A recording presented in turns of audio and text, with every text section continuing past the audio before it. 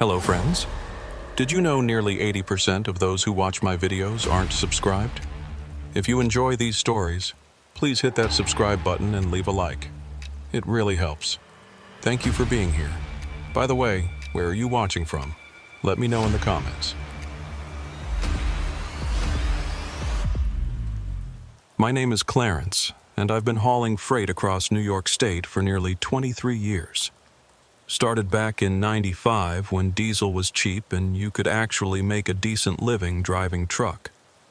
I've seen every inch of asphalt between Buffalo and the Big Apple, every rest stop, every diner, every way station. After 2 decades behind the wheel, you develop a sixth sense about places. Which ones feel right, which ones don't.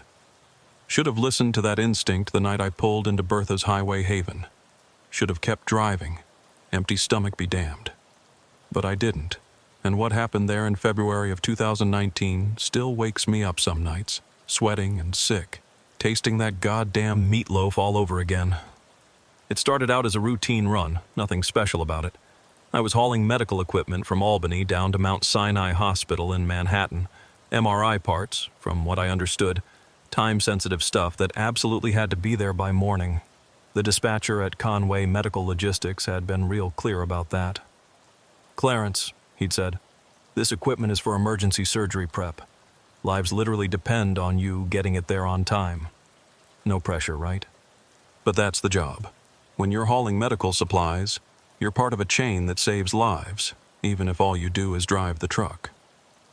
I'd left Albany around 6 p.m., figuring I'd make good time on I-87 South. February in upstate New York is always a gamble weather-wise, but the forecast had been clear. Cold but dry, no snow expected until the weekend. Perfect conditions for a night haul. The truck was running smooth. A 2018 Peterbilt 579 with only 200,000 miles on it, practically new by trucking standards. Heat worked perfect, which matters when it's 17 degrees outside. Radio was picking up that classic rock station out of Kingston clear as day. Everything was going exactly as planned. By the time I hit the Catskill region, though, things started to change. It was around 10 p.m. and a fog had rolled in from nowhere, not on any weather report I'd checked. This wasn't your normal fog either. It was thick, almost yellow in the headlights, with an odd smell to it even through the sealed cab. Like something chemical mixed with something organic, if that makes sense. Visibility dropped to maybe 30 feet, forcing me to slow from 65 down to 40, then 30. Other traffic had all but disappeared. In 2 hours, I'd seen maybe 3 other vehicles, all of them pulled over on the shoulder with their hazards on, waiting for the fog to clear. I should have done the same. 23 years of experience was screaming at me to find a safe spot and wait it out. But I kept thinking about that medical equipment, about surgeries that might get delayed if I didn't deliver on time. Plus, my stomach had been growling for the past hour. I'd skipped lunch trying to make good time, and dinner had been a gas station coffee and a pack of crackers. The hunger was becoming a distraction, making it even harder to concentrate on the barely visible road ahead. That's when I saw the sign, emerging from the fog like something out of a dream. Bertha's Highway Haven, 24-hour diner, truckers welcome, next exit. The sign looked old, really old, like something from the 50s that had been repainted too many times. The reflective coating had worn off in places, making it seem to flicker in my headlights. But the 24-hour part was clear enough, and my stomach made the decision for me. The exit ramp was tighter than I expected, one of those old cloverleaf designs they don't build anymore because they're so dangerous for big rigs. I had to gear down twice to make the turn, feeling the trailer shift uncomfortably behind me.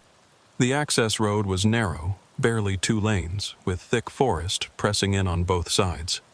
Pine trees, mostly, but old ones, gnarled and twisted in ways that didn't look quite natural. Their branches scraped against the top of my trailer, making sounds like fingernails on metal. After about a half mile that felt more like 5, the trees opened up into a parking lot. Bertha's Highway Haven sat in the middle like something that had been forgotten by time. It was one of those classic stainless steel diners, the kind they built in the post-war boom, all curves and chrome and neon. But this one had seen better days. Much better days. The steel was tarnished and streaked with rust. Several of the windows were cracked and held together with duct tape. The neon sign on the roof was only partially working, so it read, "Bertay's Highway H. Venn," in flickering pink letters. The parking lot was mostly empty, which should have been my first real warning. A 24-hour diner on I-87 should have at least a few trucks in the lot, even at 10:30 on a Tuesday night. But there were only two other vehicles. Another semi parked way at the back, so covered in road grime I couldn't make out the company logo, and an old Ford pickup near the entrance that looked like it hadn't moved in years. Weeds were actually growing through the truck's wheel wells. I parked my rig in a spot where I could see it from inside. You learn to be careful about that after a few years on the road. Too many stories about cargo theft while drivers are eating. The fog seemed even thicker here, swirling around the diner like it was attracted to the place. When I climbed down from the cab, the temperature hit me like a physical thing. It had dropped at least 10 degrees since Albany, and there was a dampness to the cold that went right through my jacket. The walk to the entrance was maybe 50 feet, but it felt longer. The fog muffled everything, even my own footsteps. The only sound was that buzzing neon sign and, somewhere in the distance, what might have been wind in the trees but sounded almost like whispering. The diner's door was heavy, original steel with a porthole window that was so fogged I couldn't see inside. The handle was worn smooth by decades of hands, and when I pulled it open it screamed on its hinges like it was in pain. The inside of Bertha's was exactly what the outside had prepared me for, only somehow worse. The black and white checkered linoleum floor was worn through to the subfloor in places, creating patches of rough wood that had been painted over so many times they were smooth again. The booths were that classic red vinyl, but faded to a sort of sick pink and repaired with so much duct tape they looked like they'd been through a war. The counter had 8 stools, all of them crooked, all of them making ominous creaking sounds even though no one was sitting on them. The smell hit me next. Grease, obviously, the kind that's been building up for years. But under that was something else, something sweet and chemical, like antifreeze mixed with sugar. It made my empty stomach turn over, but somehow also made me hungrier. The human body is weird that way sometimes. Behind the counter stood a woman who had to be Bertha. She was probably in her 60s, built like someone who'd spent a lifetime cooking and sampling her own food. Her hair was dyed an unnatural shade of red, piled up in a beehive that had gone out of style before I was born. Her makeup was applied thick, like stage makeup, bright red lipstick and blue eyeshadow that made her look almost clownish in the fluorescent lights. She wore a classic waitress uniform, pink with a white apron, but both were stained with things I didn't want to identify. "Well, well," she said when she saw me, and her voice was raspy, like she'd been smoking since childhood. "Another trucker lost in the fog. Seems to be a lot of that tonight." "Other truckers been through?" I asked, settling onto one of the stools at the counter. It immediately listed to the left, forcing me to adjust my weight. "1 or 2, she said vaguely, already pouring coffee into a mug that had seen better days. The coffee was black as motor oil and had an oily sheen on top that caught the light. "You hungry, hun? Kitchen's still open." My stomach growled audibly in response. "What's good?" She smiled, and I noticed her teeth were stained yellow except for 2 in front that were too white, obviously fake. "Everything's good here, hun, but the special tonight is meatloaf. Made it fresh this afternoon. Secret family recipe going back 3 generations. At the far end of the counter, someone coughed. I hadn't noticed him when I walked in, which was strange because he was hard to miss. Thin as a rail, wearing coveralls that might have been blue once but were now a sort of greasy gray. His face was gaunt, hollow-cheeked, with eyes that seemed to sink back into his skull. He was hunched over a cup of coffee, but he turned to look at me when Bertha mentioned the meatloaf. "It's good," he said, and his voice was oddly flat, like he was reading from a script. "Best meatloaf in New York State. You should try it." Something about the way he said it made me uncomfortable. There was no enthusiasm in his endorsement, just a mechanical repetition of words. But I was hungry, and meatloaf sounded better than whatever else might come out of that kitchen. "Sure," I said. "Meatloaf it is, and keep the coffee coming." Bertha's smile widened. "Coming right up, hon. You're going to love it. Everyone does."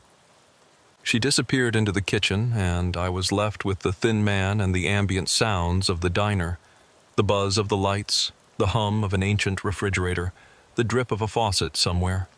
The thin man had gone back to staring into his coffee, but I could feel him watching me in the reflection of the coffee pot behind the counter. "You driving far?"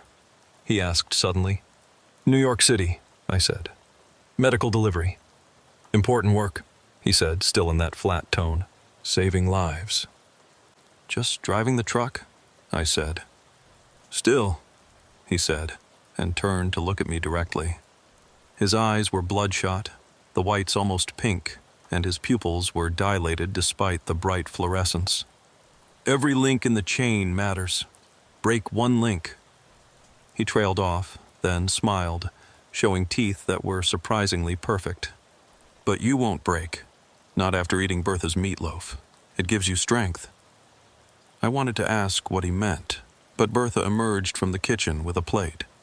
The meatloaf was thick, probably 2 inches, covered in dark gravy that was almost black. Beside it were mashed potatoes that were slightly gray and green beans that had been cooked so long they were falling apart. Steam rose from the plate, carrying that sweet chemical smell I'd noticed earlier, but stronger now. "Fresh from the oven," Bertha said, setting it in front of me with a flourish. "Eat up, hun. You look like you need it." The first bite was actually good. Better than good, even. The meat was tender, perfectly seasoned with something I couldn't identify but that made my taste buds sing.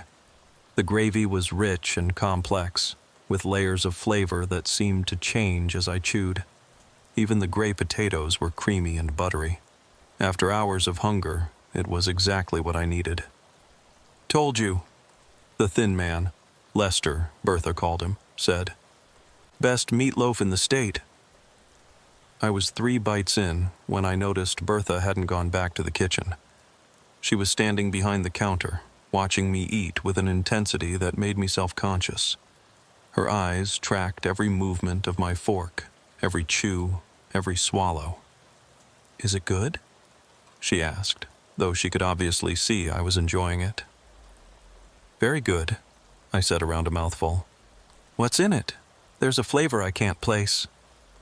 She smiled that too wide smile again. "Secret ingredient. Family tradition. My grandmother brought the recipe over from the old country." "Which old country?" I asked. "The old one," she said, and laughed like she'd made a joke. I kept eating, but something was starting to feel off. The lights seemed brighter than they had been, making everything look overexposed. The buzzing sound they made was getting louder, turning into something almost like voices, whispered conversations just below the level of understanding. And the meatloaf, good as it was sitting heavy in my stomach, like a rock instead of food. "You feeling all right, hun?" Bertha asked, and her voice seemed to come from very far away, even though she was right in front of me. "Just tired," I managed, though my tongue felt thick. "Long drive." "Of course," she said. "Tired, that's all it is." But it wasn't tiredness. My hands were starting to shake, and not from too much coffee.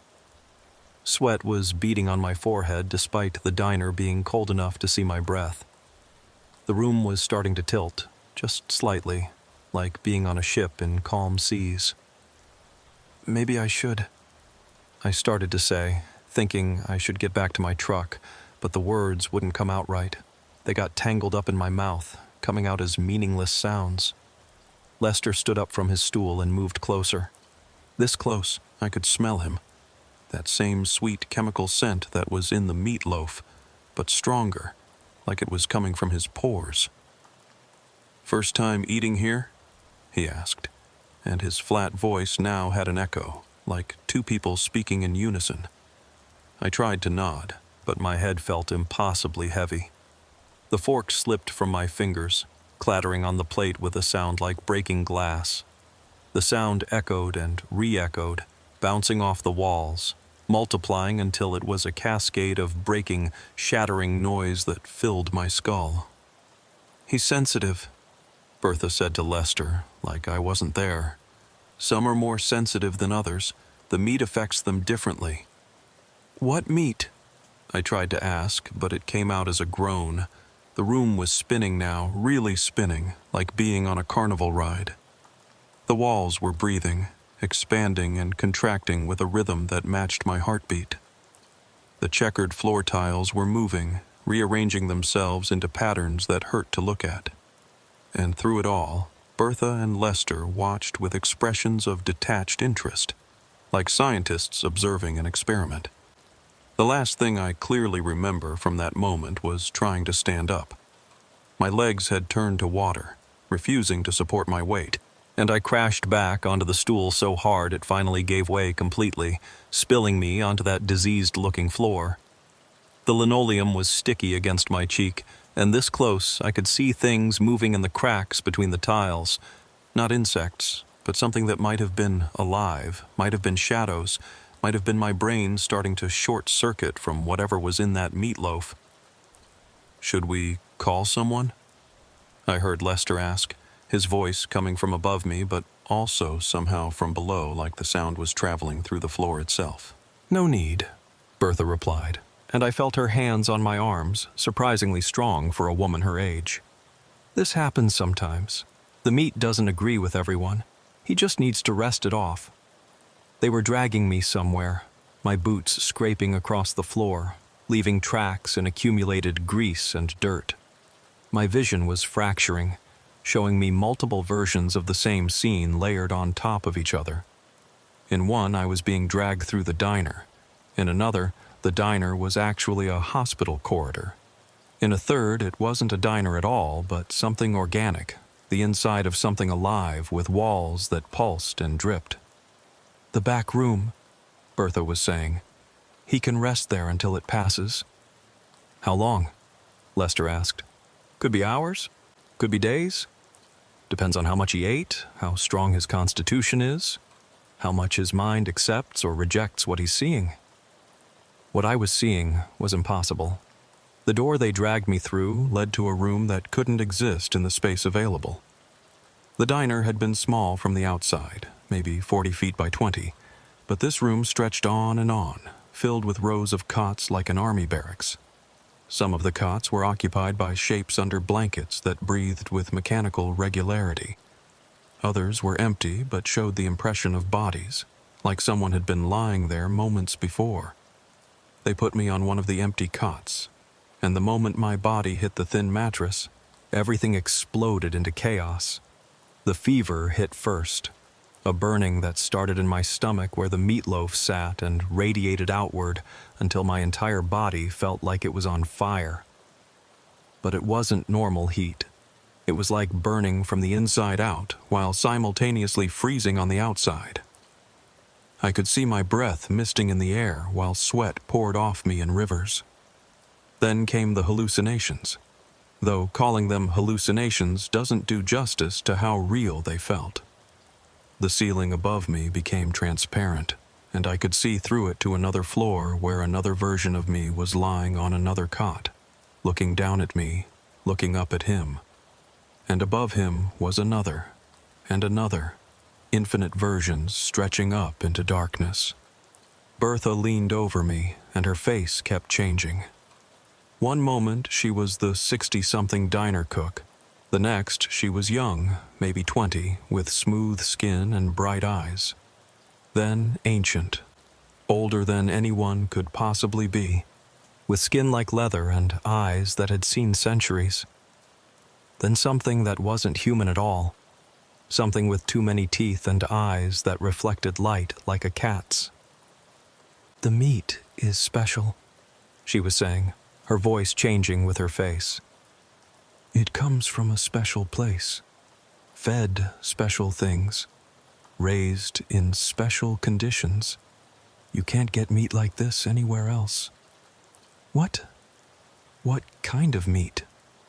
I managed to ask, though forming words felt like lifting weights with my tongue.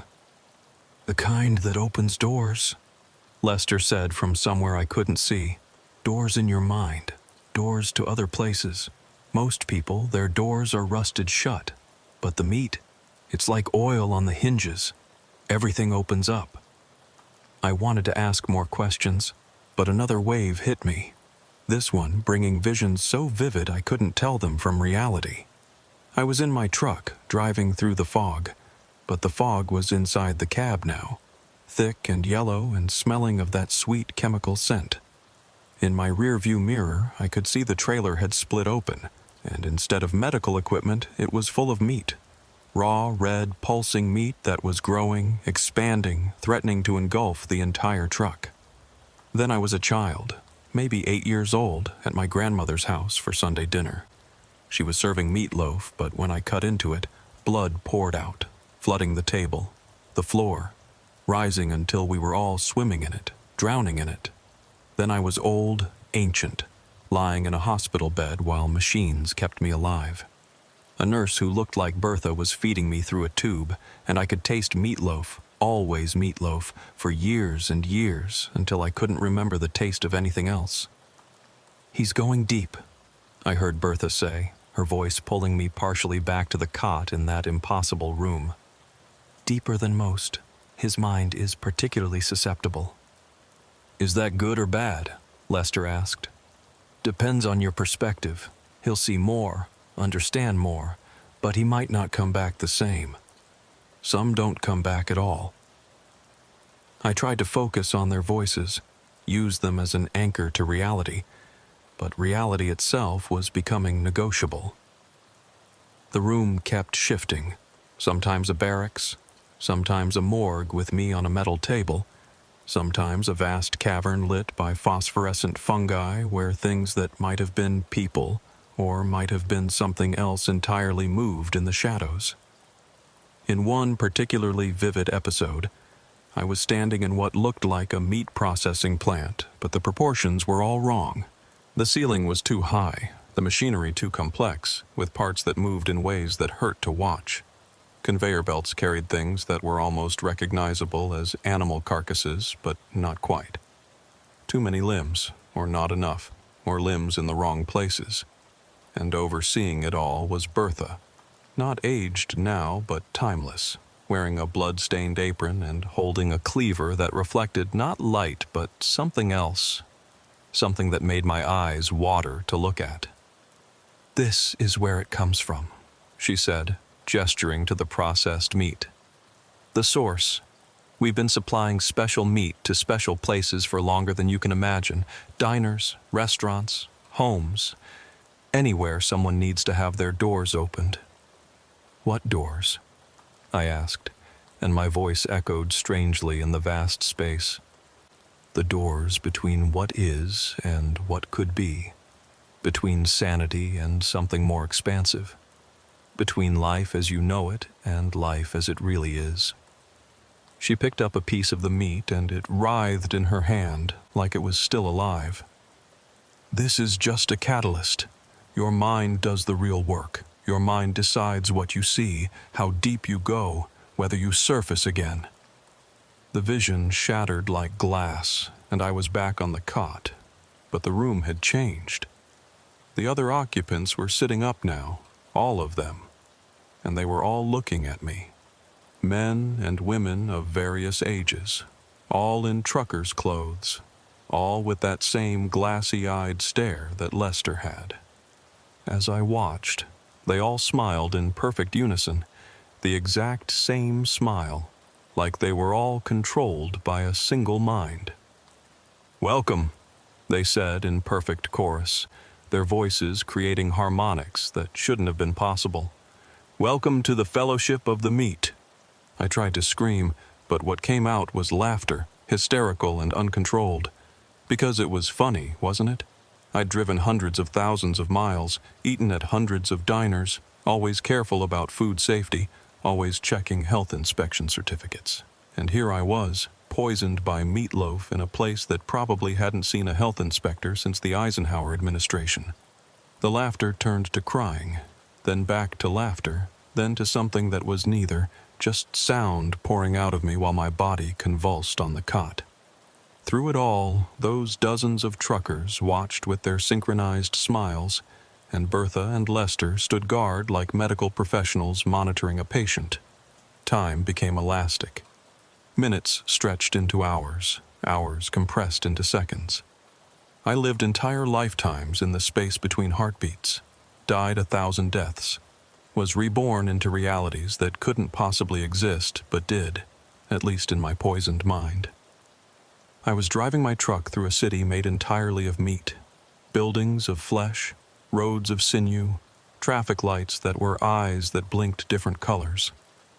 The other vehicles were organisms, partly mechanical, partly biological, and their drivers were things I couldn't quite focus on, shapes that suggested human but were fundamentally wrong. I was in my apartment, but all my furniture was made of meatloaf. I was hungry, so hungry, and I knew I shouldn't eat the furniture, but I did anyway, consuming my couch, my bed, my television, growing larger with each bite until I filled the entire apartment, then the building, then the block, a giant made of consumed meatloaf, still desperately hungry for more. I was at Mount Sinai Hospital, delivering the medical equipment, but when they opened the crates, they were full of that pulsing, living meat. The doctors and nurses didn't seem surprised. They began installing it in patients, replacing organs with chunks of the special meat, and the patients would rise from their beds transformed, their eyes reflecting that same glassy stare, all of them smiling that synchronized smile. "The meat is spreading," Bertha's voice said from somewhere, everywhere, nowhere. "It's always been spreading. From dinner table to dinner table, from diner to diner, from person to person. You're part of it now, part of the chain." I wanted to deny it, but I could feel the truth of her words. The meatloaf wasn't just in my stomach anymore. It was in my bloodstream, in my cells, rewriting something fundamental about my biology. I could feel my doors opening, all of them, even ones I didn't know I had. Doors to memories that weren't mine, to futures that might never be, to presents that existed parallel to but separate from the one I'd always known. In one of those parallel presents, I'd never stopped at Bertha's. I'd driven through the fog, delivered the medical equipment on time, gone home to my empty apartment and my empty life. But that version of me was hollow, incomplete, missing something essential that only the meat could provide. In another, I'd been coming to Bertha's for years, was one of her regular customers, one of the fellowship. I knew the secret of the meat, helped procure it, helped prepare it, helped serve it to unsuspecting truckers who thought they were just stopping for a quick meal. In yet another, I was the meat, had always been the meat. My entire existence, my memories of being a trucker, my life, all of it was just the dream of a piece of meat being digested in someone else's stomach. And soon that digestion would be complete, and I would cease to exist entirely. "Focus," Lester's voice cut through the chaos of visions. "Don't let it fragment you completely. Find your core self and hold on to it." But what was my core self? Was I Clarence the trucker with 23 years of highways behind me? Was I Clarence the child, before I'd ever driven anything, before I'd known that places like Bertha's existed? Was I Clarence the meat thing, something new and terrible being born from the interaction between my human consciousness and whatever alien substance was in that meatloaf? I tried to remember basic facts about myself. My full name was Clarence Eugene Patterson. I was born in Buffalo in 1964. My truck's license plate was... I couldn't remember. My apartment was at... The address wouldn't come. My mother's name was... nothing. Everything specific was dissolving, leaving only the general shape of an identity, like a shadow cast by someone who might not exist. "He's losing cohesion," Bertha said, and she sounded genuinely concerned for the first time. "We might have given him too much." "Or he took too much," Lester corrected. "He ate like he was starving. The hunger made him vulnerable. Should we try to bring him back? Can we, once they've gone this deep?" Their voices became distant as another wave of visions crashed over me. This time, I wasn't just seeing other realities. I was in them, fully present, living them out in real time. I spent 40 years in a reality where the entire world was run by things that wore human faces but weren't human, where everyone ate the special meat at every meal, where having your doors opened was considered a rite of passage. I had a wife there, children, a different job. I forgot I'd ever been a trucker, forgot about the diner, forgot I was hallucinating. That became my real life, 40 years of it, until I died of old age in a hospital bed, surrounded by family that shouldn't exist. Then I was yanked back to the cot, gasping, my body covered in sweat that smelled like that sweet chemical scent. Only minutes had passed in the real world, but I had 40 years of memories that felt as real as my actual life. "Jesus Christ," I gasped. "What did you give me?" "Just meatloaf," Bertha said. But she was smiling now, that too wide smile that showed too many teeth. "Very special meatloaf." The visions kept coming in waves, each one more intense and disorienting than the last. My body was still on that cot in the impossible room, but my consciousness was everywhere and nowhere, scattered across infinite variations of reality like light through a prism. I could feel Bertha and Lester nearby, monitoring my condition with the detached interest of researchers observing a particularly fascinating specimen. "Hour 3, I heard Lester say, though I had no idea if he was talking about real time or something else. "Heart rate is elevated but stable. Perspiration is unusual." "The color?" Bertha asked. "And the smell. It's almost pure concentrate now." I managed to look at my arm, and the sweat beading on my skin had a faint pinkish tinge to it, like diluted blood, but when I looked closer, it seemed to move with purpose, forming patterns that almost looked like writing in a language I couldn't read.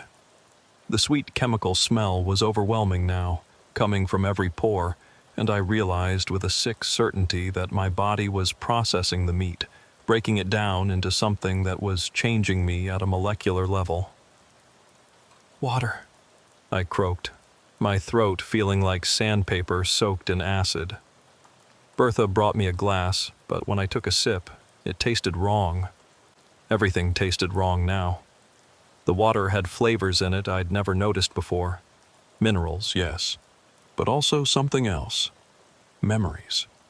The water remembered being rain, being clouds, being ocean. It remembered every throat it had passed through, every body it had hydrated. I could taste the last person who'd drunk from this glass. Another trucker, probably, and before him another, stretching back in an unbroken chain of consumption.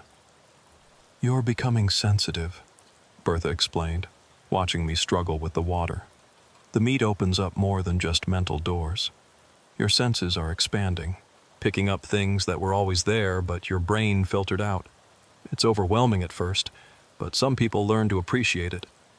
"Some people," I repeated, and my voice sounded strange, like it was coming from multiple throats. "How many?" "Over the years, hundreds, maybe thousands." "Bertha's has been here a long time, though not always in the same place, not always in the same when." That should have been nonsensical, but in my current state, it made perfect sense. I could see it now, the diner existing in multiple locations simultaneously, appearing where it was needed, when it was needed. A traveling node of transformation, serving its special meat to those who were ready or unready to have their realities fundamentally altered. Another wave hit me. and this time I found myself experiencing the memories of the meat itself. I was in a place that wasn't Earth, couldn't be Earth, under a sky with 3 suns that cast shadows in impossible directions. I was something that wasn't quite animal, wasn't quite plant, wasn't quite anything that had a name in human language. I was being harvested, processed, prepared, but there was no pain, only a sense of purpose, of fulfillment. I existed to be consumed, to transform, to open doors in the minds of creatures on countless worlds. Then I was back on Earth, but centuries ago, in a kitchen that would eventually become Bertha's. A woman who looked like Bertha, but wasn't, her ancestor maybe, was preparing the first batch of the special meatloaf, following instructions that had been whispered to her in dreams by things that lived in the spaces between spaces. She was terrified but determined, understanding that she was part of something larger, something that stretched across dimensions and time. "The recipe," I gasped, coming partially back to myself. "Where did it really come from?" Bertha's face shifted, became younger, older, something else, then back to the 60-something diner cook. "Does it matter? It exists.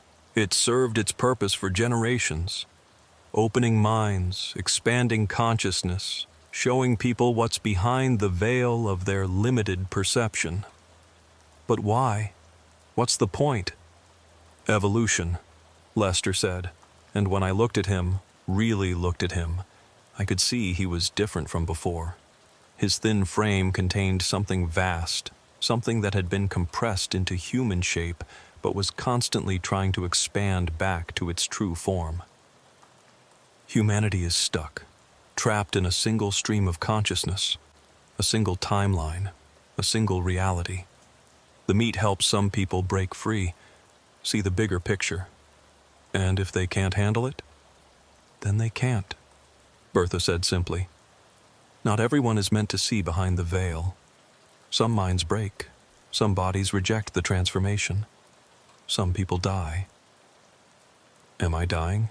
I asked, though I wasn't sure I wanted to know the answer. "Your body is under severe stress," she admitted. "Your temperature is fluctuating between 94 and 106 degrees. Your blood pressure is doing things that should be impossible. Your brain activity?" She paused, looked at something I couldn't see. "Your brain is lighting up in areas that are normally dormant. You're using parts of your mind that most humans never access." I wanted to ask more questions, but another wave crashed over me, the strongest yet. This time, I wasn't just seeing other realities, I was creating them. With each thought, new worlds sprang into existence, populated by versions of myself living out different choices, different lives. I was a doctor in one, using my expanded consciousness to diagnose diseases that normal medicine couldn't detect.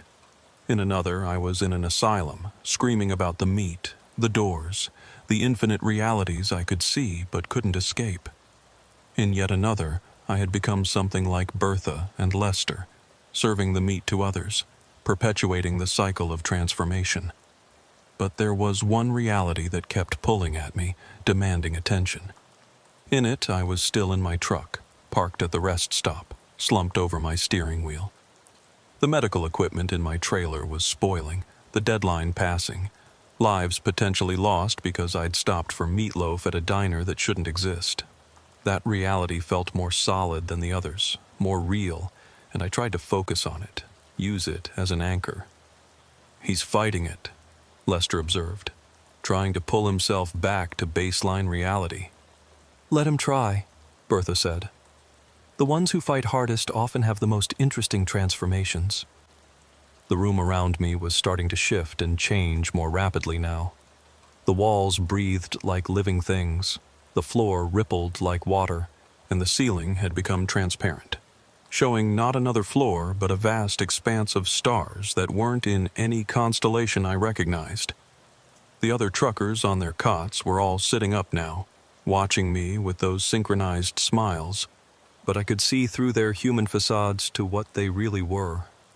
Fragments of consciousness from dozens of different timelines, all trapped in this place, all transformed by the meat into something neither human nor inhuman but in between. "How long have they been here?" I asked, gesturing weakly at the other truckers. "Time doesn't work the same here," Bertha said. "Some have been here days in their timeline, years and hours. Some arrived after you but have been here longer. It's complicated." I tried to wrap my mind around that, but the concept kept slipping away like water through my fingers. Instead, I found myself experiencing their memories, all of them at once. Dozens of truckers, all stopping at Bertha's, all eating the meatloaf, all going through what I was going through. Some had handled it better, maintaining their sense of self even as their perception expanded. Others had shattered completely, their consciousness scattered across so many realities they could never pull themselves back together. One trucker, a woman named Margaret who'd driven routes in the 1970s, had eaten the meatloaf and seen the truth about reality, that it was a thin membrane stretched over chaos, that what we called physics and logic were just agreements we'd made to ignore the impossible things that were always there. She'd tried to go back to her life, but she could never unsee what she'd seen. Every load she hauled, she could perceive in multiple states simultaneously, delivered and undelivered, damaged and pristine, existing and not existing. She'd eventually come back to Bertha's, chosen to stay, to help others through their transformations. Another, a young man named Tony from the early 2000s, had fought the transformation so hard that he'd torn himself apart, literally.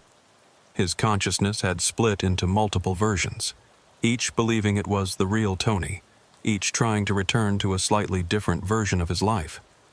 Bertha and Lester had tried to put him back together, but the pieces wouldn't fit anymore. He existed now as a chorus of voices, all Tony, but none of them complete. "Will that happen to me?" I asked, feeling my own consciousness starting to fray at the edges. "Maybe," Bertha said with disturbing casualness. "Everyone reacts differently. The meat doesn't force anything. It just reveals what was always possible. Some people discover they were never as solid as they thought. Others find out they're stronger than they knew." I wanted to be in that second category, but I could feel myself fragmenting.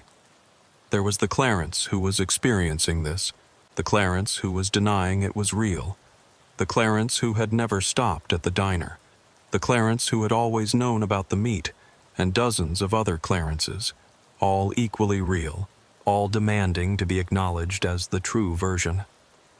"Focus on your body," Lester suggested, his flat voice carrying surprising compassion. "Feel your heartbeat, your breathing. Those are the same in every reality. Use them as constants." I tried to follow his advice, concentrating on the rhythm of my heart, the in and out of my lungs.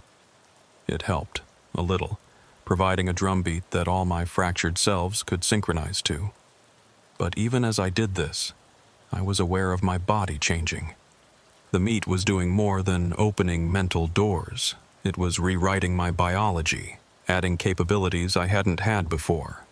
I could feel new organs growing, or maybe old organs adapting to new purposes. There was something behind my eyes that let me see in spectrums that didn't have names. Something in my ears that could hear conversations happening in other timelines. Something in my brain that was connecting to a vast network of consciousness that included everyone who had ever eaten the special meat.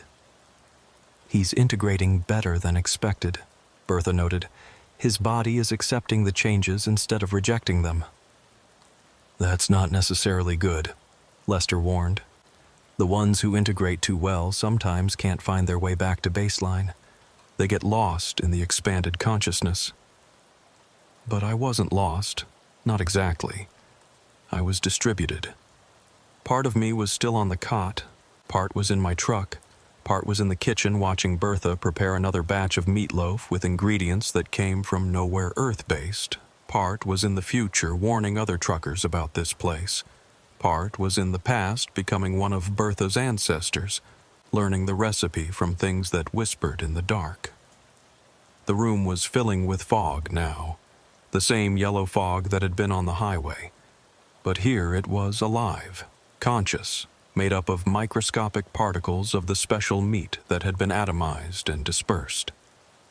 Every breath I took brought more of it into my lungs, my bloodstream, my cells.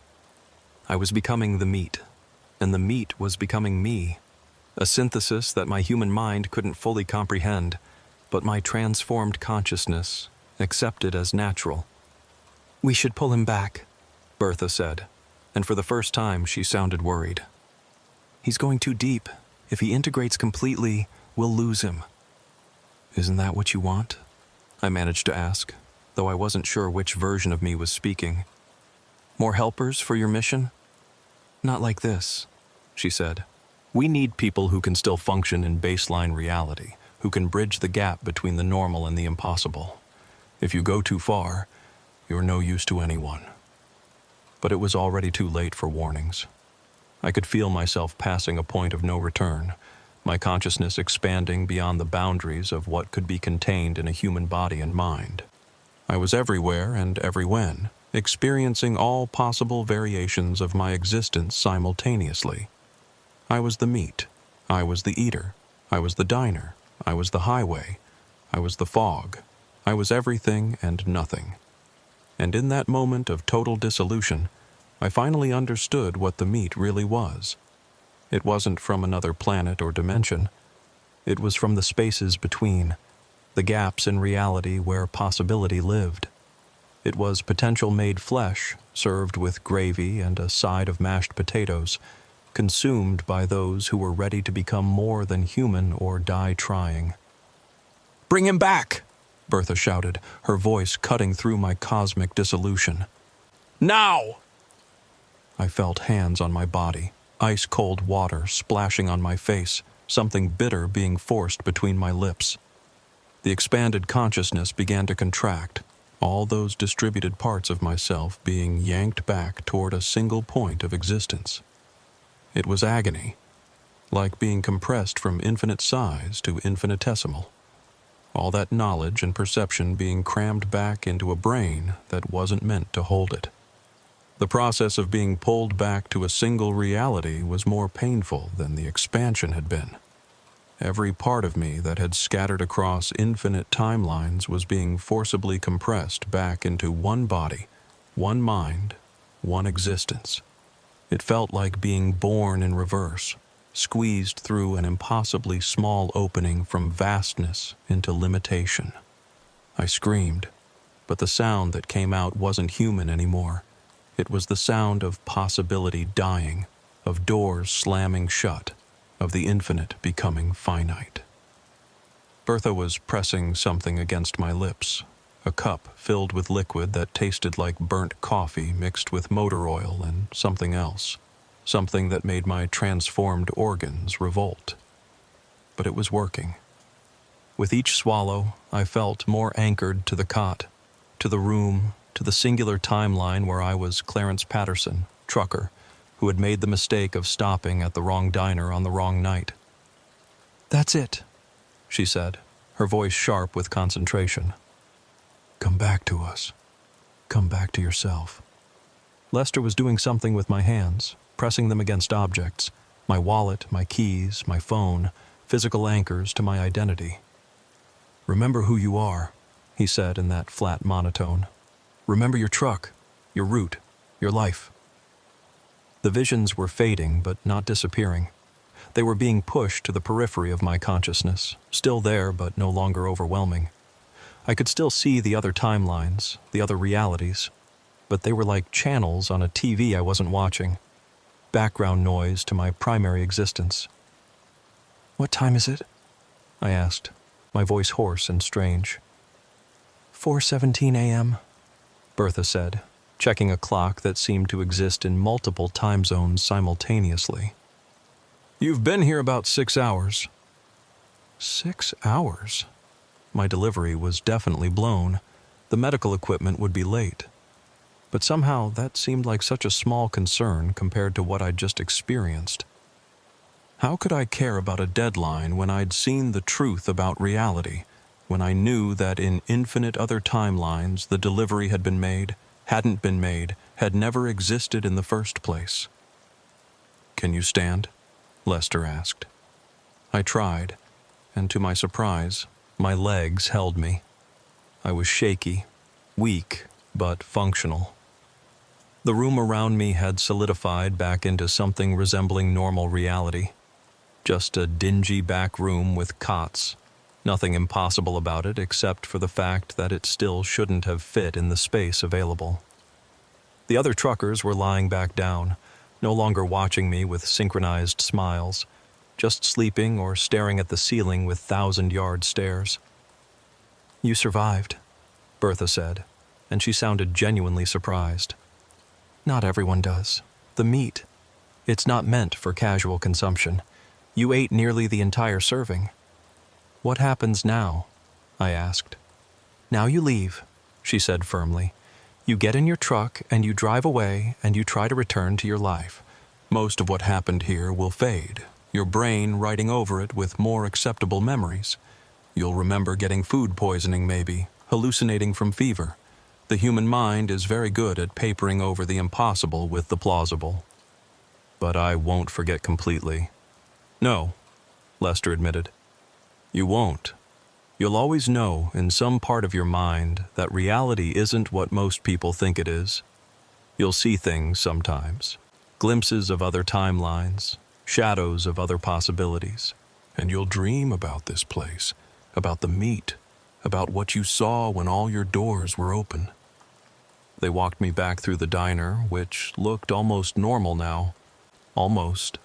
The checkered floor still seemed to move slightly when I wasn't looking directly at it.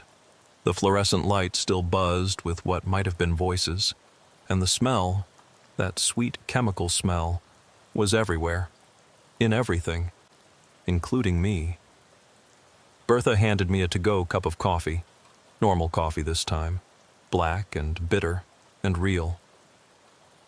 "For the road," she said. "You've got a long drive ahead." "The delivery," I said. "I've missed it." "Has it been missed?" she asked with that too-wide smile. "Check when you get there. Sometimes time works funny around here. Sometimes people find they haven't lost as much time as they thought."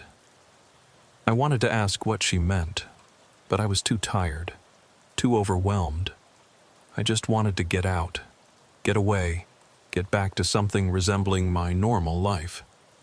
I stumbled to the door, pushed it open with effort, and stepped out into the parking lot.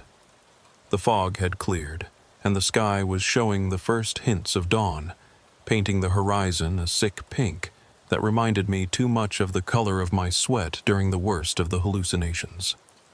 My truck was where I'd left it, covered in dew, looking solid and real and beautifully mundane. I'd never been so happy to see that Peterbilt in my life. But as I walked toward it, I noticed something wrong. There were footprints in the dew on the ground, dozens of them, all leading from various points in the parking lot to the diner door. But there was only one set leading out. Mine. As if everyone who entered that place never left, or left in some way that didn't involve walking. I climbed into my cab, and the familiar smell of diesel and old coffee was like a balm to my fractured psyche. Everything was exactly as I'd left it. My logbook, my GPS showing I was somehow still on schedule despite having been in that diner for 6 hours, my phone showing no missed calls, no indication that any time had passed at all. The engine started on the first try, and I pulled out of that parking lot faster than was probably safe. In my mirrors, I watched Bertha's highway haven recede into the distance, and just before I turned onto the highway, I saw something that made my blood run cold. The diner was fading, becoming translucent, like it was only partly in this reality. Through its increasingly transparent walls, I could see Bertha and Lester standing at the window, watching me leave. And behind them, dozens of figures, all the truckers who hadn't been able to leave, who had chosen or been forced to stay. They were all waving goodbye. I drove the rest of the way to New York City in a daze, my mind trying to process what had happened while simultaneously rejecting it. The highway looked normal, but sometimes, out of the corner of my eye, I'd see it differently. Multiple highways overlapping, some with different routes, different destinations, different laws of physics. I'd blink and it would be normal again, but the afterimage remained. When I arrived at Mount Sinai Hospital, something impossible happened. According to my GPS, my phone, and the hospital's receiving department, I was on time. Not just on time, early. The clock said 6:47 a.m., which should have been impossible.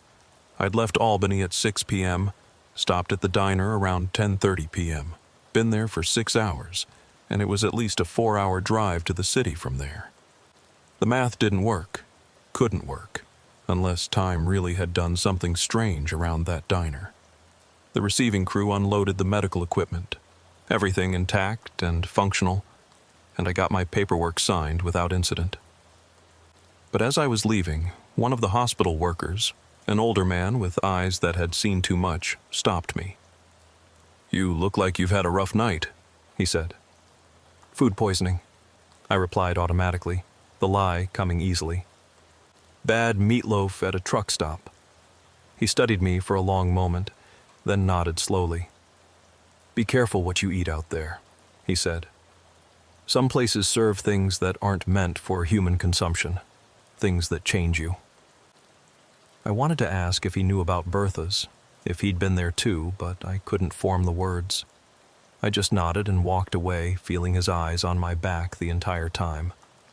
The drive back to Albany was uneventful, but I couldn't shake the feeling that I was being watched, that something was following me. Not malevolently, just observing, making sure I was readjusting to baseline reality. When I finally got home to my apartment, everything looked different. Not wrong, just more. I could see the history of every object, the potential futures of every choice I might make. The walls breathed slightly, the floor rippled occasionally, and sometimes, in the mirror, I'd catch glimpses of other versions of myself living out different timelines. That was 3 years ago. I still drive truck, still haul freight up and down I-87, but I've never seen Bertha's highway haven again. I've looked for it, especially on foggy nights, especially when I'm hungry and tired and vulnerable. But it's never there, or maybe it's there, but not for me anymore. Maybe once you've eaten the meat and survived, you're barred from returning, or maybe it only appears when it wants to, when it needs to, when someone needs to have their doors opened. The effects haven't completely faded. I still see things, know things that I shouldn't. I can tell when other truckers have been to Bertha's. There's something in their eyes, a depth that wasn't there before, a knowledge of the impossible. We nod to each other in truck stops, a silent acknowledgement of shared experience, but we never talk about it. What would be the point? Who would believe us? My health has been strange since that night. Doctors can't explain why my blood work shows chemical compounds that shouldn't exist, why my brain scans show activity in regions that should be dormant, why my body temperature fluctuates in patterns that don't match any known condition. I don't tell them about the meatloaf, about Bertha's, about the night I spent experiencing infinite realities. I just say I've always been a medical oddity, and they accept it because what else can they do? Sometimes, late at night, I dream I'm back in that diner. Bertha is serving me meatloaf, and I'm eating it eagerly, hungrily, even though I know what it is, what it does. In the dream, she tells me that I never really left, that part of me is still there, will always be there, digesting and being digested in an endless loop. I wake from these dreams with that sweet chemical taste in my mouth and my sheets soaked with pink-tinged sweat. I've thought about warning other truckers, posting about it on forums, trying to save others from what I experienced. But I always stop myself. Because the truth is, despite the horror of it, despite the pain and the fear and the permanent change to my perception of reality, I'm not entirely sorry it happened. The meat opened doors in my mind that most people never know exist. I've seen behind the veil of reality, experienced the infinite possibility that exists in the spaces between moments. How can I warn people away from that? How can I deny others the terrible knowledge that I now carry? So I keep driving, keep hauling, keep living my life in baseline reality while always aware of the infinite alternatives existing parallel to it. And sometimes, when I pass that stretch of I-87 where Bertha's should be, I slow down, just a little, and look for that old exit sign in the fog. Not because I want to go back, but because I want to know it's still there, still serving its special meatloaf to unsuspecting truckers, still opening doors that should probably stay closed. Last week, I met a young driver at a rest stop, fresh out of training, eager and naive. He was complaining about the lack of good food on his route, saying he'd eat anything for a decent hot meal. I could have warned him about Bertha's, told him to never stop at diners that appear in the fog, never eat meatloaf from places that shouldn't exist. But I didn't. I just told him to be careful what he wishes for, that sometimes you get exactly what you ask for, and it changes you forever. He laughed. Thought I was just another old-timer with too many miles behind him. Maybe I am. But I know things now that I didn't know before, things that no amount of miles could have taught me. I know that reality is negotiable, that consciousness is expandable, that what we call normal is just one narrow slice of an infinite spectrum of possibility. And I know that somewhere out there, probably on a foggy night when someone is tired and hungry and vulnerable, Bertha's highway haven is materializing out of the mist, its neon sign flickering, its door ready to open, its special meatloaf warming in the oven. Some poor bastard is going to stop there, going to sit at that counter, going to order the special because Lester says it's the best in the state. God help them when they take that first bite. God help them when they realize what they're really eating. And God help them if they, like me, eat the whole thing. Because once you've tasted Bertha's special meatloaf, once you've had your doors opened and seen what's behind the veil of reality, you can never truly go back. You can return to your life, your root, your baseline existence. But you'll always know that it's just one option among infinite possibilities. You'll always taste that sweet chemical flavor in the back of your throat. You'll always see the shadows of other timelines in your peripheral vision. You'll always be part of the fellowship of the meat, whether you want to be or not. And maybe that's the real horror of Bertha's highway haven. Not what happens when you're there, but what happens after you leave. The knowledge you carry. The doors that never quite close. The awareness that somewhere, in some timeline, you're still there, still eating that meatloaf, still experiencing the infinite, terrible revelation of what reality really is. I still have that to-go cup from Bertha's, the one she gave me with the normal coffee. I've never washed it, never thrown it away. Sometimes I look at it and see just a styrofoam cup with coffee stains. Sometimes I look at it and see a portal to infinite possibilities, a reminder that I once touched something beyond human understanding and survived. Mostly, though, I try not to look at it at all, because when I do, I can hear Bertha's voice, carried on winds that blow between worlds, saying what she always says to those who've eaten her special meatloaf and lived to drive away. You'll be back, hun. They always come back. Maybe not in this timeline, but in one of them, you'll walk through that door again. And next time, maybe you'll stay. She's probably right. In some timeline, she definitely is. And that's what keeps me driving, keeps me moving, keeps me away from that stretch of I-87 on foggy nights. because I know that if I ever see Bertha's highway haven again, if I ever smell that sweet chemical scent mixed with old grease and desperation, I might not have the strength to drive past. My name's Virgil, and I've been hauling loads up and down the New York State Thruway for the better part of 18 years. Type 2 diabetic for the last 6 of those years, which isn't uncommon in this profession. Too many truck stop meals, too much sitting, not enough exercise, all the usual suspects that come with spending most of your life behind a wheel. Most days I manage it fine with medication, insulin shots when needed, and trying to watch what I eat, though that second part's harder than it should be when you're living on the road, when every meal comes from places designed to serve quick, cheap, and filling rather than healthy. What happened to me in the fall of 2020, during all that pandemic craziness, still makes me check my blood sugar twice as often as I need to. Still makes me look twice at rest areas that shouldn't exist. Still makes me wonder if I ever really left that place between life and death, or if part of me is still there, will always be there, suspended between heartbeats in a rest stop that exists outside of time.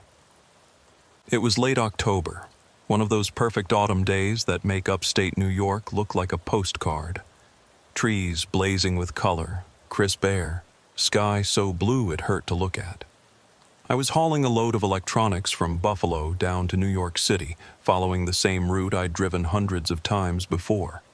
I-90 to I-87, straight shot down through Albany, past the Catskills, into the sprawl of the city.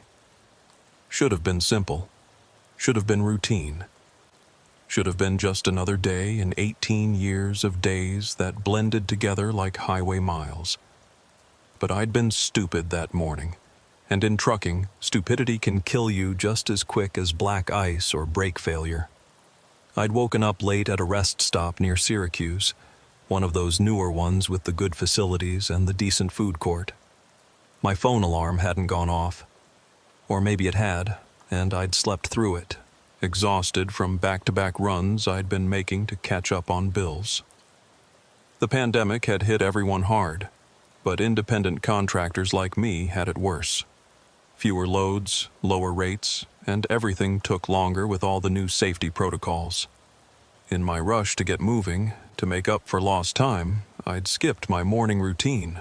No breakfast, which was bad enough, but worse, I'd skipped my morning insulin shot. Told myself I'd take it at the next stop, along with some food to balance things out.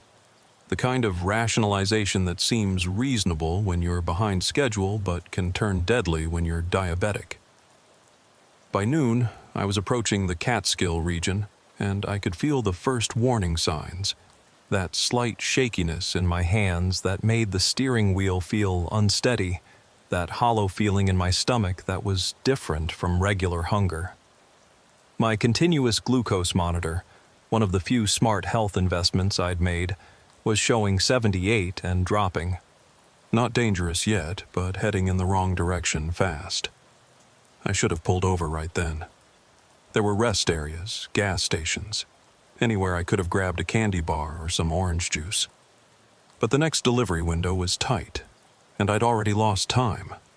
Plus, traffic was building up, unusual for a Tuesday afternoon, and I could see brake lights stretching ahead for miles. Construction, probably, or an accident. If I stopped now, I'd hit the worst of rush hour going into the city. So I kept driving, reaching for the emergency glucose tablets I always kept in the center console.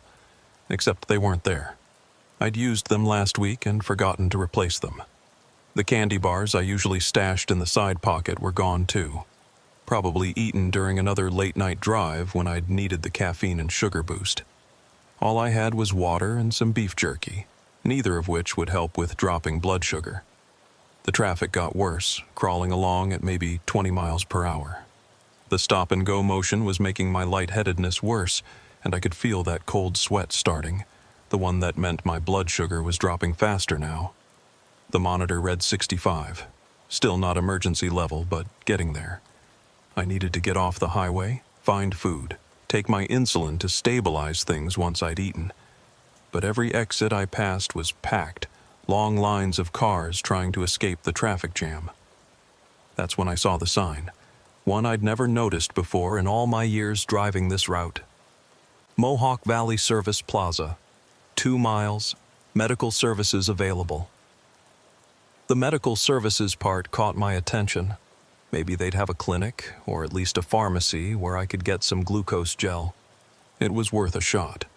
The exit came up faster than expected, a sharp curve that seemed to appear out of nowhere between mile markers I knew by heart. I had to brake harder than I liked with a full load, feeling the trailer shift behind me, that subtle weight redistribution that every trucker learns to fear. The access road was narrow, older than the main highway, probably one of those original routes from before the interstate system was built. Trees pressed in on both sides, their autumn leaves creating a tunnel of orange and red that was beautiful but also somehow oppressive. The road wound through the forest for what felt like much longer than 2 miles, no other vehicles in sight.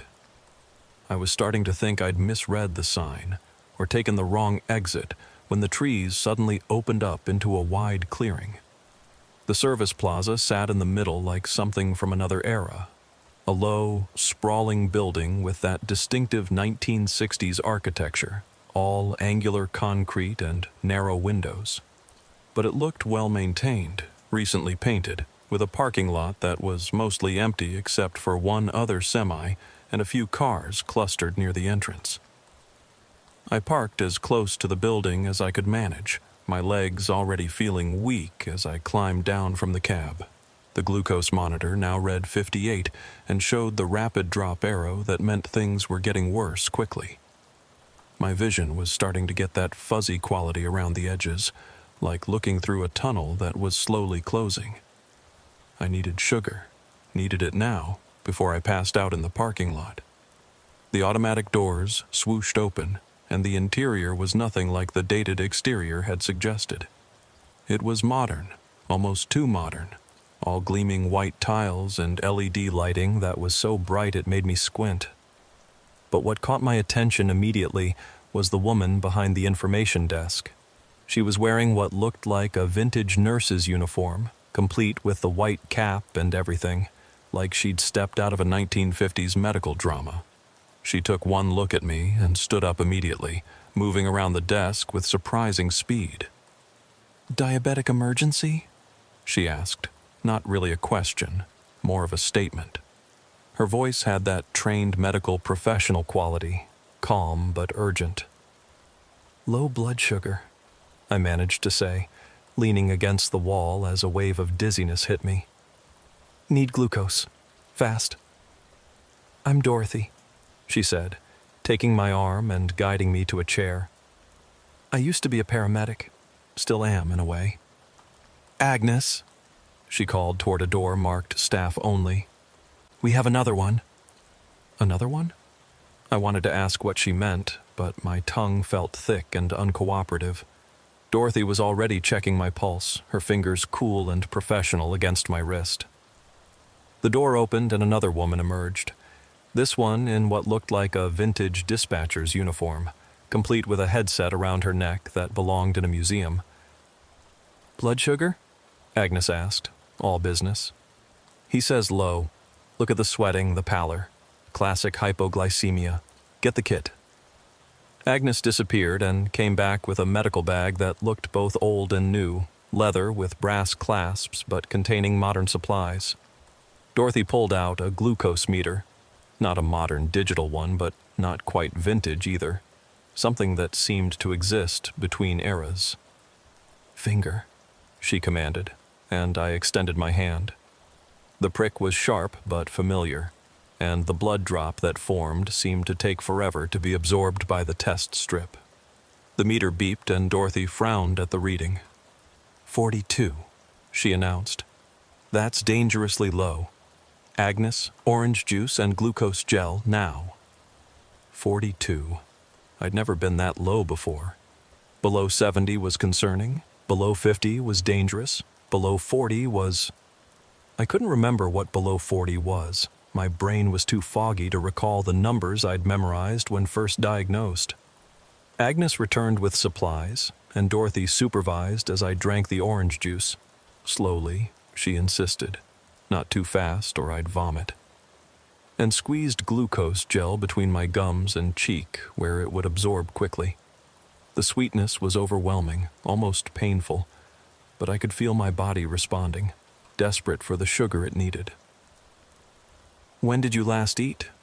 Dorothy asked, preparing what looked like an IV kit. "This morning," I lied, then corrected myself when she gave me a look that said she knew better. "Yesterday morning, maybe. I've been driving straight through." "Insulin?" "Skipped it. Was running late." She made a disapproving sound that reminded me of my grandmother. 20 years of medical experience, and it's always the same story. Truckers, thinking they're invincible, pushing through when their bodies are screaming at them to stop. She slid the IV needle in with practiced ease, and I watched the clear fluid begin dripping into my arm. "Saline with dextrose," she explained. "We need to get your levels up fast, but not too fast. Your brain's been starved of glucose. Bring it back too quickly and you could have seizures." "Is this a medical facility?" I asked, looking around. The room we were in looked like a cross between a rest stop lobby and an emergency room, with medical equipment that seemed to belong to different decades all existing side by side. Dorothy and Agnes exchanged a look I couldn't read. "It's a facility," Agnes said carefully, "for helping truckers in medical distress. We see a lot of diabetic emergencies, more than you'd think." She was checking my blood sugar again, 48 now, rising but still dangerous. "You're lucky you stopped when you did," Dorothy said. "Another few minutes, and you would have passed out at the wheel. We've seen it happen. Truckers who push too hard, ignore the warnings, and then—" She trailed off. "Then what?" I prompted, though speaking was getting easier as the glucose worked its way into my system. "Then they end up here one way or another," Agnes said, and there was something odd in her tone, something that suggested meanings within meanings. The room was starting to come into clearer focus as my blood sugar rose, and I noticed things that hadn't registered before. The calendar on the wall was from 1987, but it was turned to October 2020. The clock showed the correct time, but the second hand was moving backwards. The vending machines in the corner had snacks I remembered from childhood alongside energy drinks that I'd never seen before, brands that didn't exist. "Where exactly is this place?" I asked. Dorothy was checking my blood sugar again, 55 now. "You're at the Mohawk Valley Service Plaza," she said, but the way she said it made it sound like that wasn't really an answer. "We're here to help truckers who need medical attention. That's all you need to know right now." But I was starting to notice more anomalies. The other trucker I'd seen in the parking lot was visible through a window, sitting in what looked like another medical area, hooked up to multiple IVs. But he wasn't moving, wasn't blinking, just staring straight ahead like he was seeing something that wasn't there. Or maybe seeing something that was there but that I couldn't see yet. "The pandemic," I said, trying to ground myself in something current, something real. "Shouldn't you be wearing masks? Social distancing?" Agnes looked confused. "Pandemic?" "COVID-19, I clarified. "The coronavirus pandemic. It's been going on since March." Dorothy and Agnes exchanged another one of those looks. "Of course," Dorothy said slowly. "The pandemic. Yes, we should be taking precautions." But she made no move to get a mask, and neither did Agnes. My blood sugar was at 62 now, approaching normal ranges. But something else was wrong. The room was starting to shift and change in subtle ways. The walls seemed to breathe slightly, expanding and contracting like lungs. The floor had a quality to it that suggested it wasn't quite solid, like it might give way if I put too much weight on it. And the light, that bright LED light, was starting to flicker in patterns that seemed almost like code. "I need to call my dispatcher," I said, reaching for my phone. but when I pulled it out, the screen was black, completely dead, despite being fully charged when I'd left the truck. "Electronics don't always work properly here," Dorothy said, that same explanation that wasn't really an explanation. "Something about the electromagnetic fields. Old building, old wiring." But the building didn't look old from the inside. It looked new and old simultaneously, existing in multiple states at once. I rubbed my eyes, wondering if the low blood sugar had caused some kind of brain damage, hallucinations maybe. But the strange quality of the place persisted even as my glucose levels continued to rise. 72, Dorothy announced after another check. "Better, but you need to eat something substantial. Agnes, can you get him a meal from the kitchen?" "Kitchen's closed," Agnes said, but then corrected herself. "I mean, it's open, but it's complicated." "Everything here is complicated," Dorothy muttered, then louder. "Just get him something. Sandwich, soup, something with complex carbohydrates." Agnes disappeared through another door, and I was left alone with Dorothy, who was watching me with an intensity that made me uncomfortable. She looked normal enough. A woman in her 60s, gray hair, lined face, competent hands. But there was something about her eyes that suggested depth, like she was seeing more than just the surface of things. "You've been driving for 18 years, she said. It wasn't a question. "How did you know that?" "I can tell. It's in how you sit, how you move, the wear patterns on your clothes. I've been around truckers for a long time." "How long have you worked here?" She smiled, but it was sad. "Longer than you'd believe. Since 1987, you could say.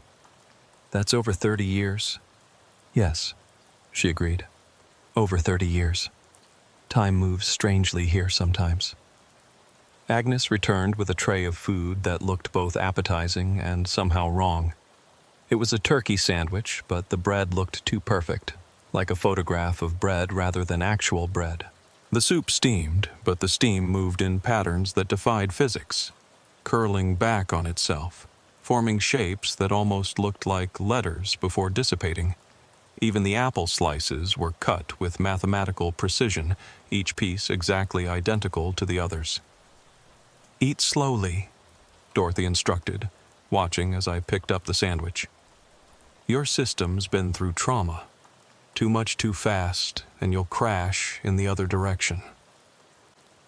The sandwich tasted normal enough, though there was an aftertaste I couldn't identify, something medicinal maybe, or something older than medicine. As I ate, I noticed the room was continuing to shift in subtle ways. The walls were definitely breathing now, and I could hear something that sounded like a heartbeat, massive and slow, coming from somewhere below us. "Your blood sugar's at 82 now," Dorothy said after another check. "Much better, but you should rest before getting back on the road." "I can't," I said. "I have a deadline. The load needs to be in the city by tonight." "The load will get there when it gets there," Agnes said, and her voice had an odd echo to it, like she was speaking from multiple distances at once. "Time isn't as fixed as you think it is." Before I could ask what she meant, the lights flickered, and for just a moment the room was different. Instead of a modern medical facility, I was in what looked like a field hospital from decades ago. Dorothy was younger, her hair dark instead of gray, wearing a paramedic uniform with 1987 on the shoulder patch. Agnes was at an old radio system, coordinating something urgently.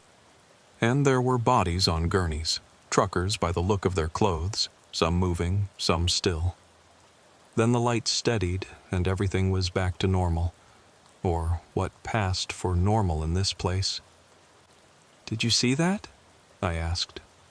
Dorothy and Agnes exchanged another look. "See what?" Dorothy asked carefully. "The room changed. You were younger. There were other people. Low blood sugar can cause hallucinations," Dorothy said, but she didn't sound convinced by her own explanation. "Your brain's been through a lot.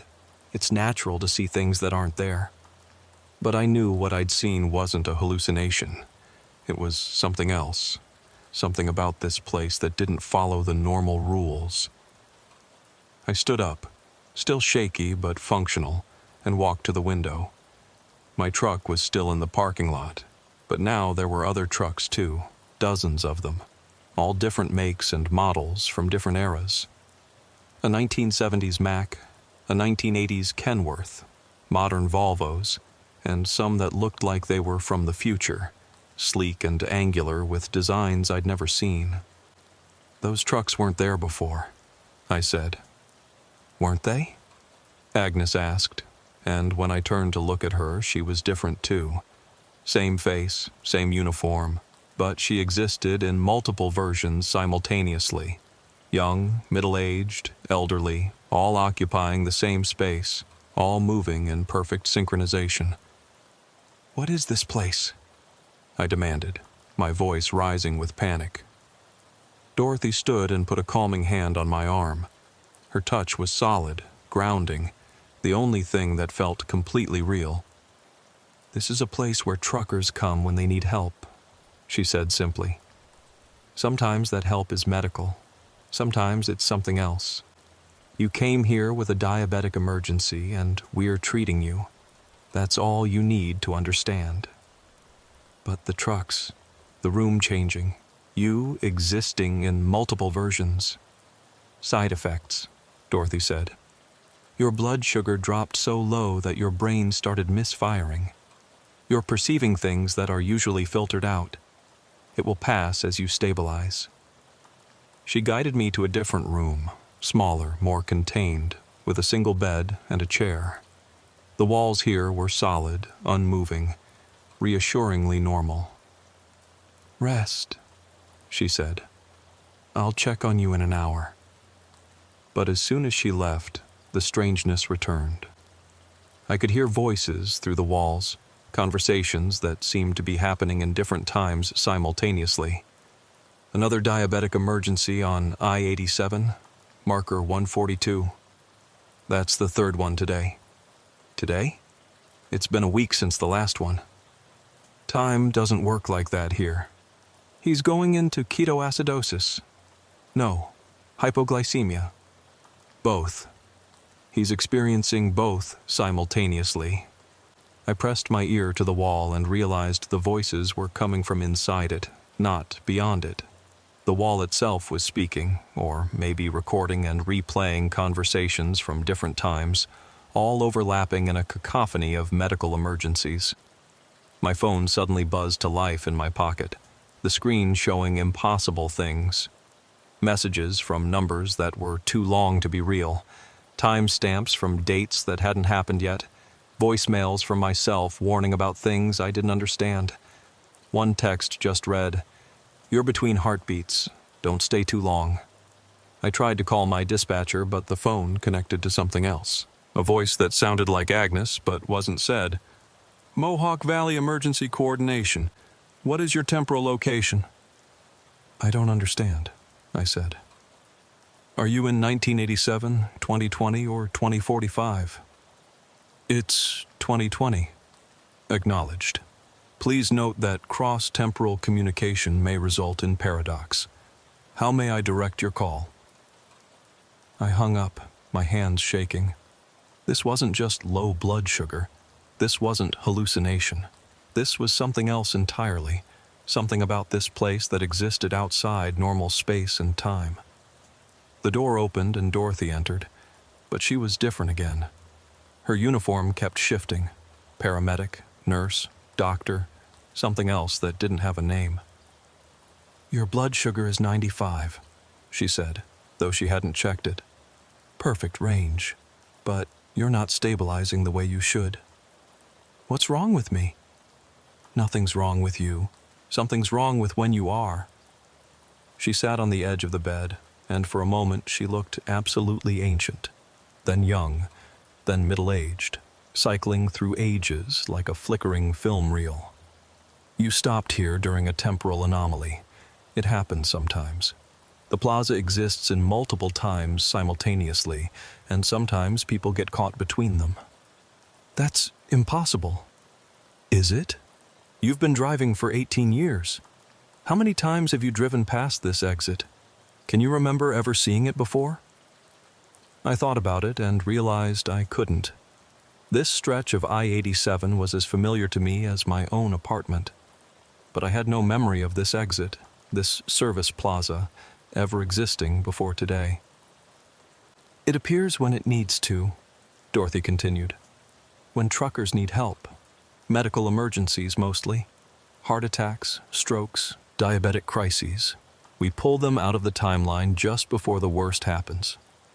Pull them out? You were going to crash, she said matter-of-factly. Blood sugar at 42 and dropping, doing 65 on I-87. You would have passed out, rolled the truck, died on impact. It's already happened, in one timeline. We pulled you into this space between moments where we could treat you. So I'm dead? No, you're between. Neither dead nor alive, existing in a space outside normal time while we stabilize you. Once your blood sugar is normal and maintained for long enough, you can return to your timeline just before the crash would have happened. And if it doesn't stabilize? She was quiet for a moment. Then you stay here, like us. You're dead, I said, the realization hitting me like a physical blow. I died in 1987, she confirmed, responding to a multi-vehicle pileup at mile marker 157, heart attack brought on by the stress and the cold. But I was between moments when it happened, that space where the heart has stopped but the brain hasn't died yet. The plaza pulled me in, and I've been here ever since, helping others. And Agnes? Same accident, different cause. Stroke at her dispatcher's desk while coordinating emergency vehicles. She died trying to save lives, so she continues saving lives, just from here. How many others? 17 from that accident alone, more from other times, other emergencies. We exist here, in this space between heartbeats, helping truckers who are hovering between life and death. I stood up, pacing the small room, trying to process this impossible information. So, every trucker who's ever had a medical emergency on this stretch of road? Not everyone. Only the ones we can reach. Only the ones who exist in that perfect moment between alive and dead, where intervention is possible. We save who we can. And the ones you can't save? They die in their timeline. Clean, simple, final. No lingering between spaces, no eternal service. Some would say they're the lucky ones. The room started to shift again, and I could see through the walls to other rooms, other times. Truckers from different decades, all being treated for various emergencies. A man from the 1960s with a heart attack, a woman from the 1990s with a stroke, someone from what looked like the future with an illness I didn't recognize, all existing simultaneously in this impossible plaza. Your blood sugar is starting to fluctuate again, Dorothy said, checking her meter that somehow showed multiple readings at once, 95, 72, 110, 45, all equally true. Your body can't decide which timeline it belongs to.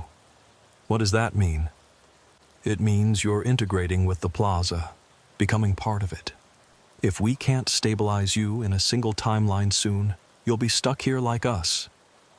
Agnes appeared in the doorway, her multiple versions overlapping like double-exposed photographs. We have another one coming in. Trucker having a heart attack at marker 143. I need Dorothy. Dorothy looked at me apologetically. I have to help. Stay here. Try to stay calm. Focus on a single moment in time. Think about your truck, your route, your life. Anchor yourself. They left, and I was alone with the impossible reality of my situation. I could feel myself fragmenting, experiencing multiple timelines simultaneously.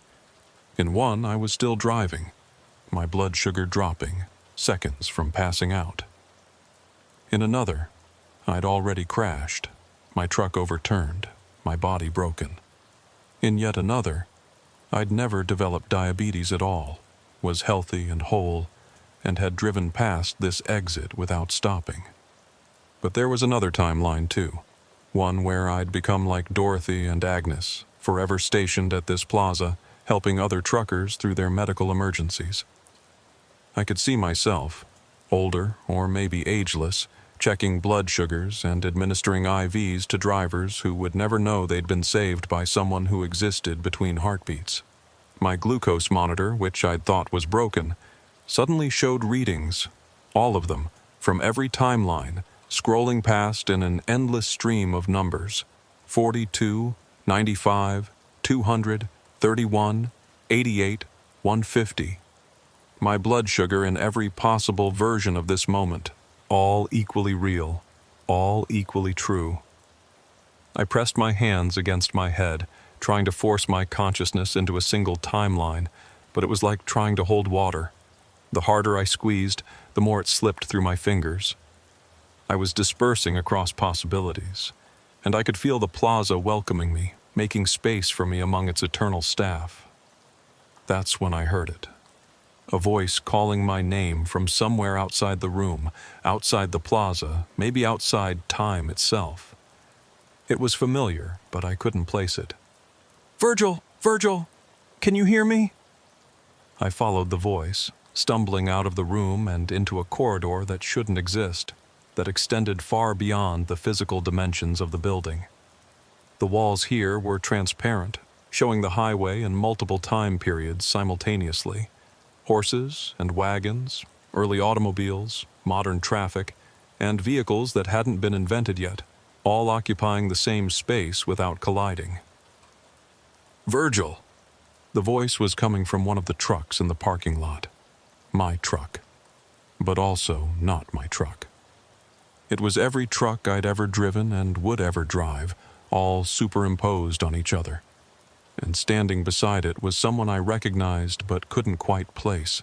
Someone important. Someone who could anchor me to a single timeline if I could just remember who they were. "You need to choose," Dorothy's voice said from behind me. She and Agnes were there, along with others I hadn't seen before. The 17 who'd died in 1987, and more. So many more, all existing in this space between spaces. "Choose a timeline and commit to it, or accept your place here with us." "How do I choose?" "Remember who you are," Agnes said, all her versions speaking in harmony. "Not what you are, not when you are, but who. That's the only thing that remains constant across all timelines." I thought about it, trying to find that core of identity that existed regardless of time or circumstance. I was Virgil. I drove trucks. I had diabetes. I had been stupid about managing it. I had stopped at this plaza for help. These were facts that remained true no matter which timeline I occupied. But there was something else, something more fundamental. I was someone who delivered things. Not just cargo, but connections between places, links in supply chains, part of the vast network that kept the world running. In every timeline, that remained constant. Whether I was dying or living, sick or healthy, I was a driver, a deliverer, a connector. "I choose to deliver my load," I said, and saying it out loud made it real, solid, singular. The moment I spoke those words, the world snapped into focus like a rubber band releasing.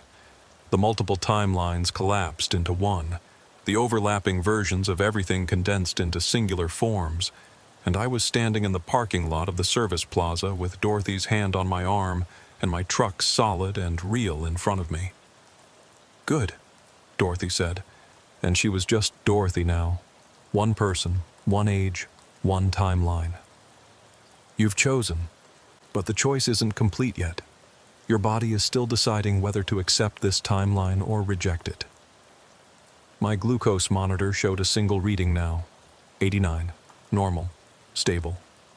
But I could feel something underneath that stability, a trembling uncertainty, like my body was only tentatively committed to this reality and could slip back into multiplicity at any moment.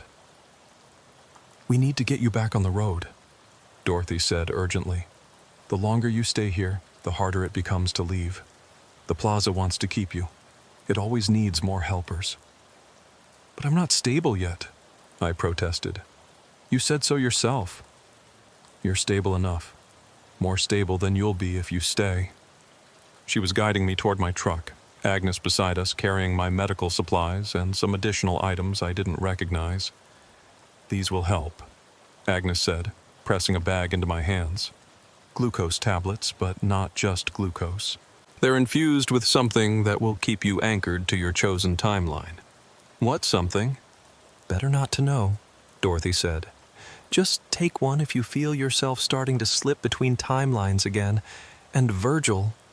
She paused, looking at me with those deep eyes that had seen too much. "Don't come back here. No matter what happens, no matter how bad your blood sugar gets, don't stop at this exit again." "Why?" "Because next time we might not be able to let you go. The plaza learns, it remembers, and it really wants you to stay." I climbed into my cab, my hands shaking as I turned the key. The engine roared to life, sounding more real and solid than anything had in hours. But as I put the truck in gear, I noticed something in my mirrors. The plaza was fading, becoming translucent, like it was only partially in this reality. "Drive," Dorothy commanded through my open window. "Don't look back, just drive." I pulled out of the parking lot, and in my mirrors, I watched the plaza shimmer and disappear, leaving nothing but forest where it had been. But I could still feel it, a presence at the edge of my consciousness, waiting for another moment of weakness, another medical emergency, another chance to pull me back. The rest of the drive to New York City was surreal. My blood sugar remained stable, but I kept checking it obsessively, each reading a reassurance that I was still in a single timeline. The highway looked normal, but sometimes I'd catch glimpses of other times superimposed on it. Older roads, future roads, roads that never existed but could have. Traffic was moving again, the earlier jam cleared, and I made good time despite everything. But the clock in my dash showed something impossible. Only an hour had passed since I'd taken the exit to the plaza. According to the timestamp, I'd been there maybe 10 minutes, 15 at most. But I knew I'd been there for hours. My body knew it, my mind knew it, even if chronological time disagreed. As I drove, I became aware of other vehicles on the road that didn't quite belong. A truck from the 1950s keeping pace with modern traffic. A car that looked like it was from decades in the future. They were there and not there, visible only when I wasn't looking directly at them. And I understood these were other people who'd been to the plaza, who existed partially outside normal time now, just like me. My phone rang, and I answered on Bluetooth. It was my dispatcher, but his voice sounded strange, like he was speaking from very far away or through water. "Virgil, where the hell are you? Your GPS shows you haven't moved in an hour." "I'm on I-87 just past Albany," I said, checking my mile marker. "Making good time." "Your tracker says you're parked at mile marker 157. Have been for the past hour." Mile marker 157, where Dorothy had died in 1987, where the plaza existed and didn't exist, where part of me apparently still was, even though I was also driving, also talking, also existing in normal time. "Must be a malfunction," I said. "I'm moving. I'll be in the city by 6. "You better be. This load is time-sensitive." He hung up, and I tried not to think about what it meant that my GPS thought I was still at the plaza. Maybe part of me was. Maybe part of everyone who stopped there stayed there, helping Dorothy and Agnes with their eternal mission, while their other part continued on in regular time. The glucose tablets Agnes had given me sat on the passenger seat, and I finally examined them properly. The container looked medical, pharmaceutical, but there was no label, no brand, no indication of what they actually were. When I opened it, the tablets inside glowed faintly. Not with light exactly, but with something else. Something that suggested they existed in more than 3 dimensions. My blood sugar was starting to drop again, 75 and falling, even though I'd eaten and taken insulin properly. I popped one of the tablets and immediately felt a jolt of something that wasn't quite energy, wasn't quite sugar, but was somehow both and neither. The world solidified around me, becoming more real, more singular. My glucose reading jumped to 90 and held steady. But the tablet did something else, too. For just a moment, I could see the truth about the highway I was driving on. It wasn't just a road. It was a living thing, a vessel for thousands of souls traveling between points, carrying their hopes and fears and desperations. And at certain points along its length, weak spots where tragedy had worn reality thin, places like the plaza existed, reaching through to help or trap those who needed it. I passed mile marker 157, and even though I couldn't see the plaza, I could feel it. Dorothy and Agnes were there, along with the others, existing in their eternal moment between heartbeats. They were treating someone else now, another trucker with another emergency, pulling them out of time just before disaster struck. I could hear Dorothy's voice, faint as a whisper. "Blood pressure dropping. We need to stabilize him before he fractures across timelines." Part of me wanted to take the exit, to go back and help. The pull was almost physical, like magnetism or gravity. But I kept driving, kept my eyes on the road ahead, kept myself anchored to this single timeline where I had a delivery to make. The sun was setting by the time I reached the outskirts of New York City, painting the sky in shades of orange and pink that reminded me uncomfortably of the light in the plaza, that timeless quality that suggested every sunset that had ever been and ever would be. Traffic was thickening, but I navigated it on autopilot, my mind still partially back at that impossible rest stop. My phone rang again. Unknown number. I almost didn't answer, but something made me accept the call. "Virgil?" It was Agnes's voice, but different. Older maybe, or younger. It was hard to tell. "You made it out. Good. How are you calling me?" "The same way we exist. Between moments, between possibilities. Listen, you're going to start experiencing side effects. The temporal displacement doesn't just go away." "What kind of side effects?" "You'll see things, other timelines bleeding through, past and future overlapping with present. And your diabetes, it's going to be different now." "Different how?" "Your blood sugar will fluctuate not just based on what you eat and your insulin, but on temporal factors. Stress points in time, moments of decision, places where timelines branch. You'll need to monitor it more carefully than ever." "That's insane." "That's the price of surviving what you survived. The plaza saved your life, but it changed you. You're connected to it now, to us, to everyone who's ever been caught between heartbeats. Can it be reversed?" There was a pause, filled with static that sounded like voices from different time periods all talking at once. "No," Agnes finally said. "But you can learn to manage it. The tablets will help. Use them sparingly. They're not from your timeline, and too many will cause more displacement. And Virgil?" "Yeah?" "In about 3 minutes, you're going to see something. Don't react. Don't swerve. Just keep driving." The line went dead. I counted down in my head, watching the road, waiting. At exactly 3 minutes, I saw it. Another version of my truck, identical down to the license plate, driving parallel to me in a lane that didn't exist. The other me was slumped over the wheel, unconscious or dead, the truck drifting toward the barrier. It was what would have happened if I hadn't stopped at the plaza, if Dorothy and Agnes hadn't saved me. I watched my own death play out in a parallel timeline that existed right next to but separate from my survival. The ghost truck hit the barrier, jackknifed, rolled. I could see my own body, bloodied and broken, hanging from the seatbelt.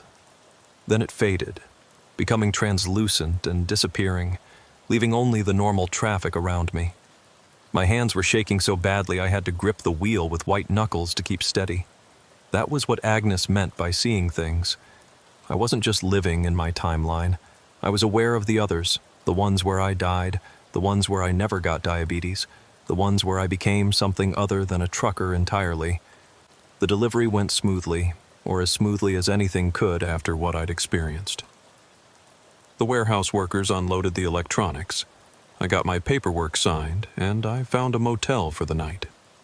But sleep wouldn't come. Every time I closed my eyes, I was back in the plaza, experiencing all timelines simultaneously. I could feel Dorothy and Agnes out there, still working, still saving truckers who were balanced on the edge of death. My blood sugar was doing impossible things. The monitor would show 90, then 140, then 65, all within seconds, even though I hadn't eaten or taken insulin. It was like my body couldn't decide which timeline's metabolic state to maintain. I took another of Agnes's tablets, and it stabilized, but I only had a dozen of them. What would happen when they ran out? 3 days later, back home in Buffalo, I tried to research the Mohawk Valley Service Plaza. Nothing. No records, no mentions in trucking forums, no evidence it had ever existed. But when I drove past mile marker 157 on I-87, I could feel it there, existing just outside normal space, waiting for the next emergency. I started encountering other truckers who'd been there. We recognized each other instantly. Something in the eyes, a depth that suggested we'd seen behind the curtain of reality. We'd nod to each other at truck stops, maybe share a knowing look, but we never talked about it directly. What would be the point? Who would believe us? My diabetes became increasingly unpredictable. Some days I could eat normally and my blood sugar would remain stable. Other days it would spike or crash for no medical reason, responding to temporal stresses rather than dietary ones. I learned to recognize the signs, a shimmer in the air that meant timelines were converging, a sense of déjà vu that meant I was experiencing multiple versions of the same moment, a metallic taste that meant my body was trying to exist in more than one time simultaneously. I kept driving, kept hauling loads, kept living my life as normally as I could. But I was different now. I existed partially outside normal time, aware of the infinite branching possibilities of every moment. Sometimes I could see outcomes before they happened, allowing me to avoid accidents or traffic jams. Sometimes I experienced past and future simultaneously, making it hard to know when I actually was. And always, I could feel the pull of the plaza, calling me back, inviting me to join Dorothy and Agnes in their eternal mission. The temptation grew stronger with each passing month, especially when my blood sugar acted up, especially when I passed mile marker 157, especially when I heard about another trucker dying from a medical emergency on I-87. 6 months after my experience at the plaza, I was driving the same route, hauling another load of electronics to the city. It was October again, the trees blazing with autumn colors, the air crisp and clean. My blood sugar was stable. I'd taken all my medication properly, eaten breakfast, done everything right. But as I approached mile marker 157, I felt it, that shimmer in reality, that thinning between timelines. The exit was there, visible this time, clear as day. The sign read, Mohawk Valley Service Plaza. Emergency services available. You are expected. That last part hadn't been there before. I could see the plaza from the highway, solid and real, its parking lot full of trucks from different eras. Dorothy and Agnes were visible through the window, treating someone, saving another life. They looked up as I passed, and Dorothy raised her hand in what might have been a wave or might have been a summons. I didn't stop. I couldn't. not yet. But I knew that someday I would. Someday, my blood sugar would crash or spike beyond what medicine could fix, and I'd take that exit one more time. And when I did, I might not leave. I might join them, become another helper in that space between heartbeats, saving truckers from deaths that had already happened and hadn't happened yet. The tablets Agnes had given me were down to 3. I had tried to ration them, but temporal displacement events were becoming more frequent. Sometimes I woke up in my bed, but also in my truck, also in the plaza, also in a hospital, all simultaneously.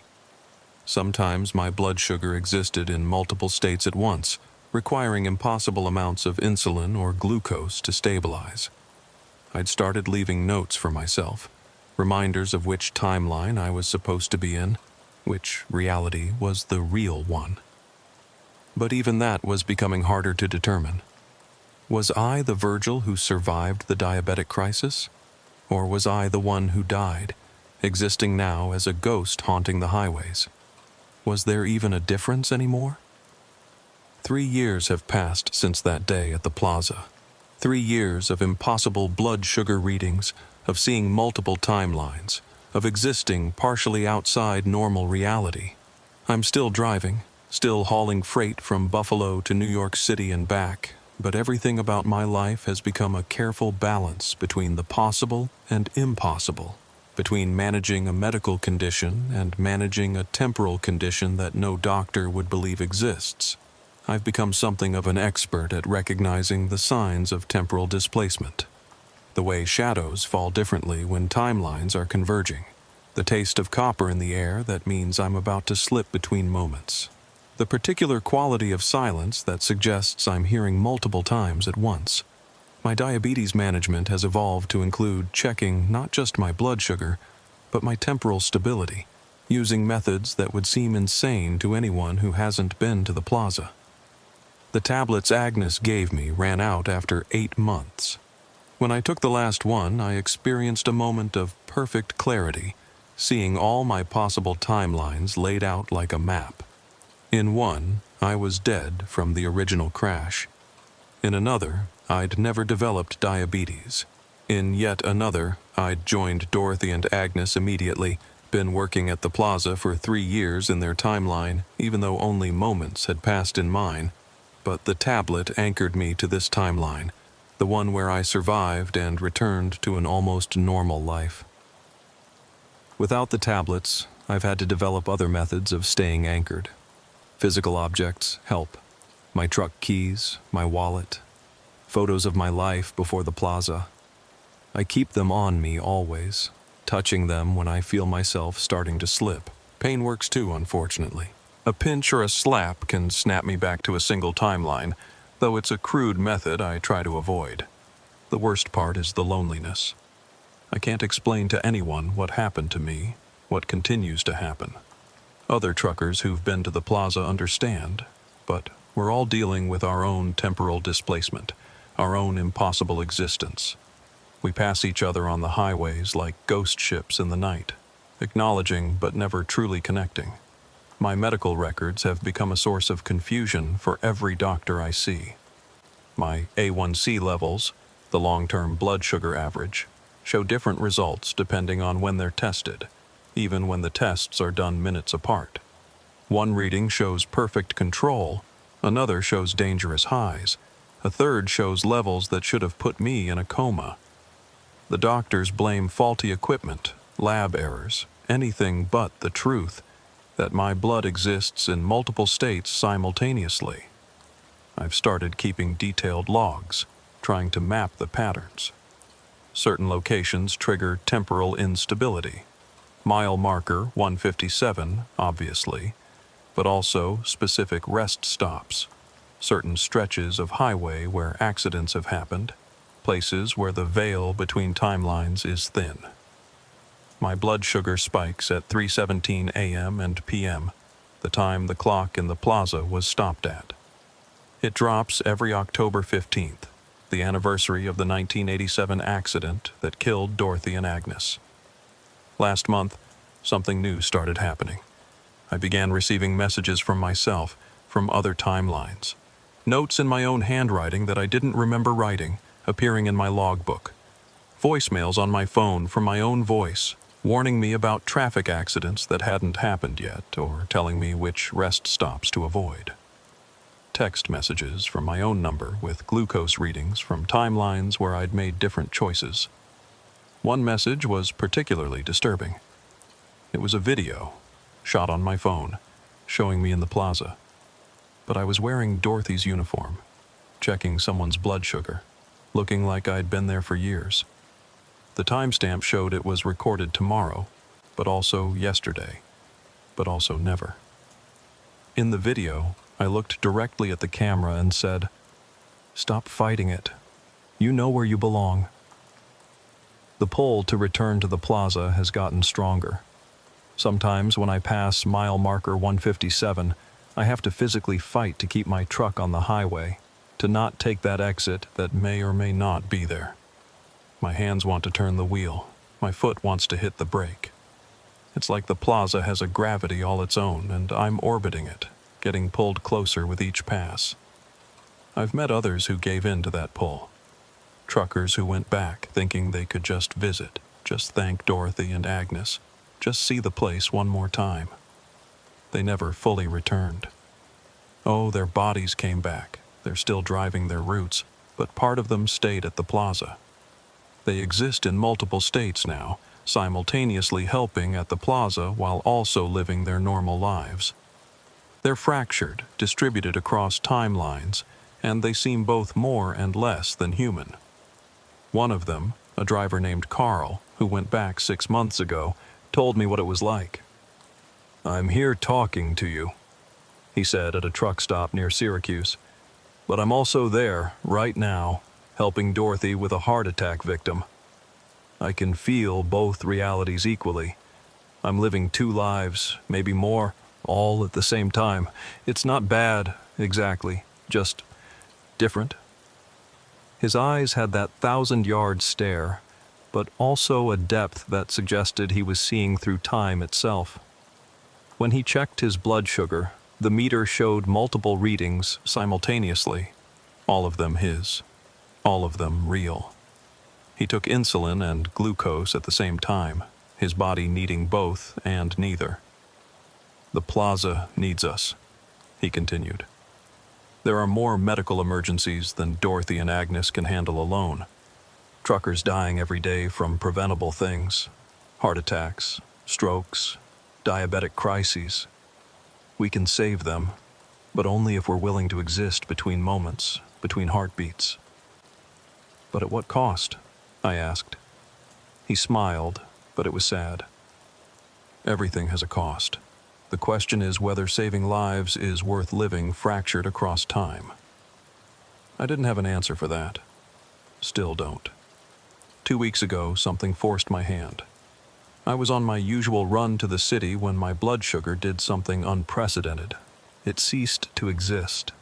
The monitor showed not a reading but a void, a null space where the number should be. I felt fine physically, but temporally I was coming apart. I could feel myself spreading across timelines, experiencing every possible version of that moment simultaneously. I had no choice. I took the exit at mile marker 157. The plaza was exactly as I remembered it, but also different. Larger, more complex, with wings and floors that hadn't been there before, or maybe had always been there, but I hadn't been able to perceive them. The parking lot was full of trucks from every era, some so futuristic I couldn't understand their design, others so old they predated the invention of the semi-truck itself. Dorothy met me at the door. She looked exactly the same, ageless in that way that suggested she existed outside time rather than within it. "We've been expecting you," she said. "Your temporal cohesion is failing. Can you fix it? We can stabilize it. But Virgil, you need to understand something. You're not sick. You're evolving. The plaza didn't just save your life. It changed you into something that can exist in multiple timelines. Fighting that change is what's causing your problems." She led me to a treatment room that I remembered but also didn't. That was familiar but also alien. Agnes was there, along with others I recognized. The 17 from 1987, Carl. Other truckers I'd encountered who'd been to the plaza. They were all working, all treating patients who existed in various states of medical emergency. Your blood sugar doesn't exist because you don't fully exist in any single timeline anymore, Agnes explained, attaching monitors that showed not just my vitals, but my temporal signature, a complex waveform that peaked and valleyed across multiple dimensions. You're distributed across possibilities. We can anchor you to one timeline, but it would be temporary. Or you can accept what you're becoming. Join us fully. Exist between moments, helping others who experience what you experienced. Your diabetes makes you uniquely qualified. You understand the balance between stability and crisis, the knife edge between manageable and fatal. I thought about my life outside the plaza. The loneliness, the constant struggle to maintain a single timeline, the impossibility of explaining my condition to anyone who hadn't experienced it. Then I thought about all the truckers who would die without intervention, all the preventable deaths that could be avoided if someone was there to help at the crucial moment. If I join you, can I still drive? Still have a life outside? Dorothy and Agnes exchanged a look. Yes and no, Dorothy said. You'll drive, but in multiple timelines. You'll have a life, but it will be all possible lives simultaneously. You'll deliver your loads and also save lives and also exist in moments that haven't happened yet. It's not an easy existence, but it's an important one. And my diabetes? Will be managed across all timelines simultaneously. When you need insulin in one timeline, you'll take it. When you need glucose in another, you'll take that. Your body will learn to exist in multiple states without conflict.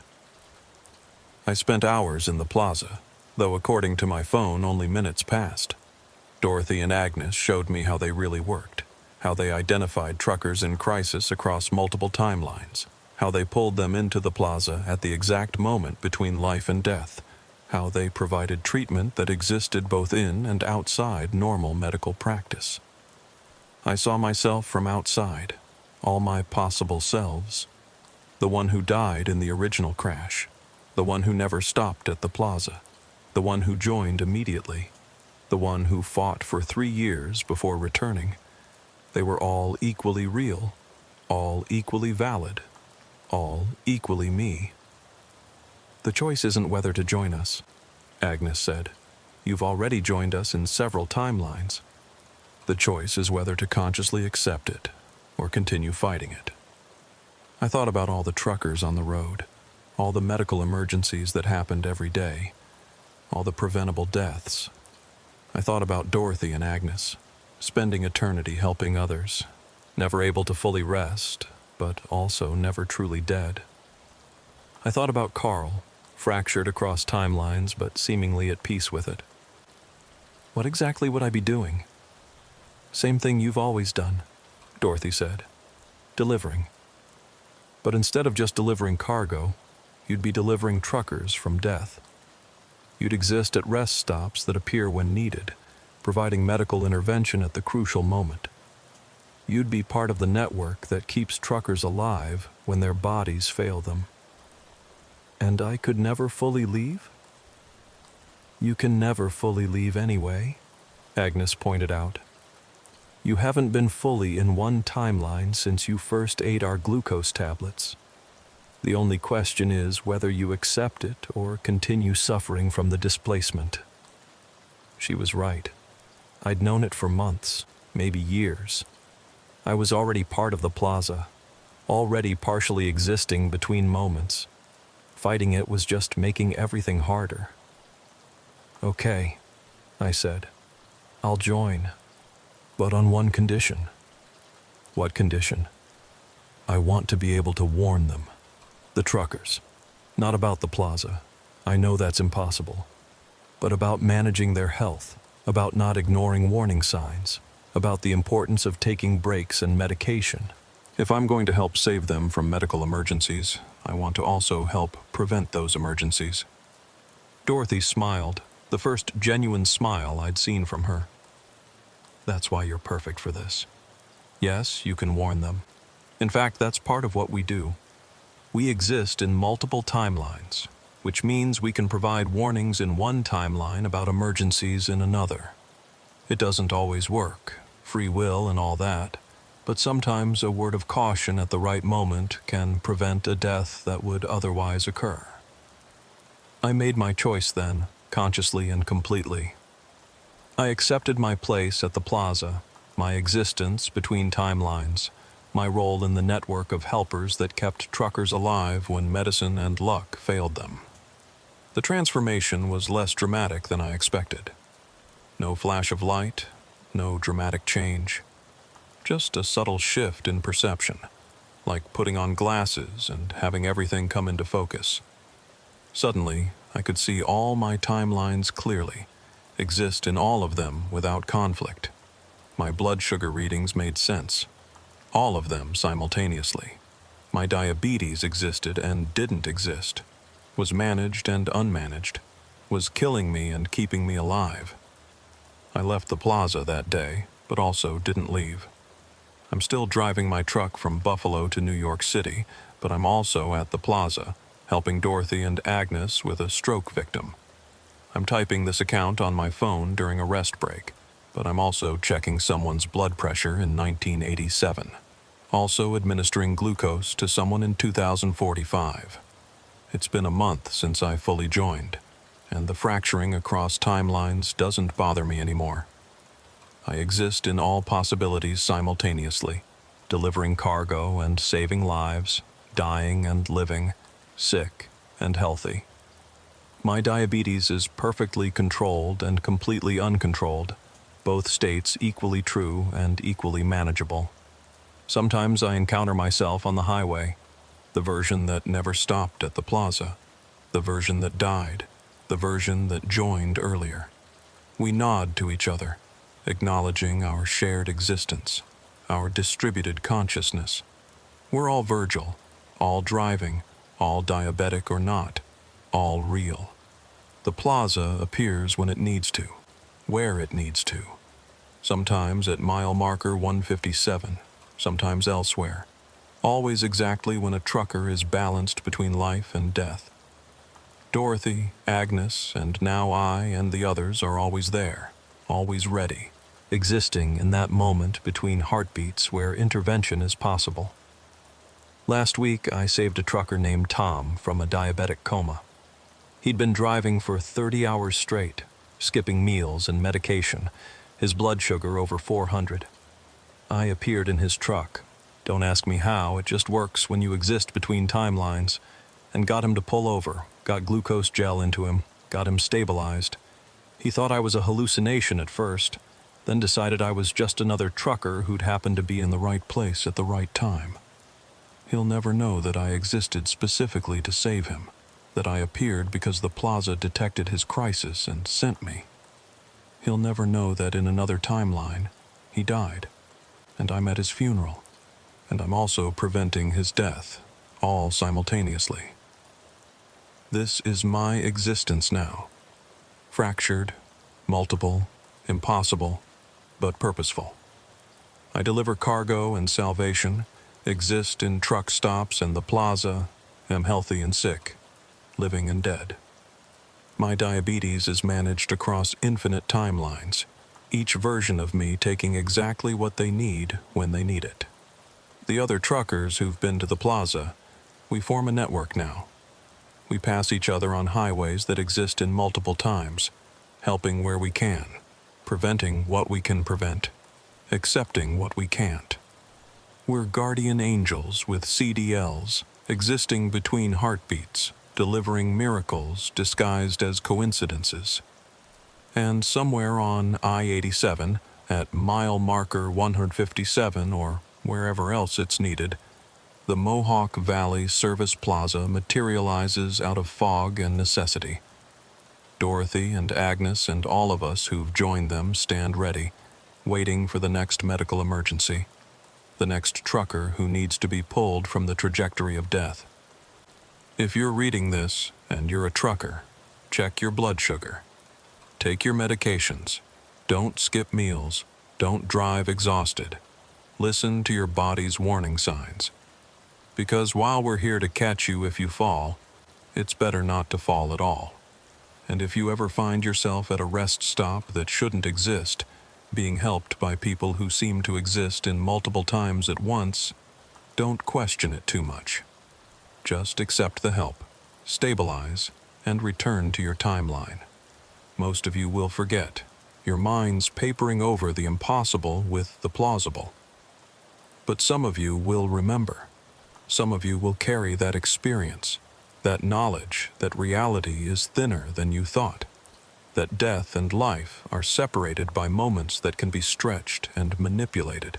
Some of you might even return, might join us, might become part of the network that exists between heartbeats. Until then, drive safe, manage your health. And remember, at mile marker 157 on I-87, or anywhere else you might need us, we're waiting, existing in that space between seconds, ready to deliver you from disaster. The name's Homer, and I've been hauling freight across New York State for damn near 30 years. Started back when Reagan was president, when you could still smoke in your cab and nobody gave you grief about electronic logs. I've seen everything these highways have to offer.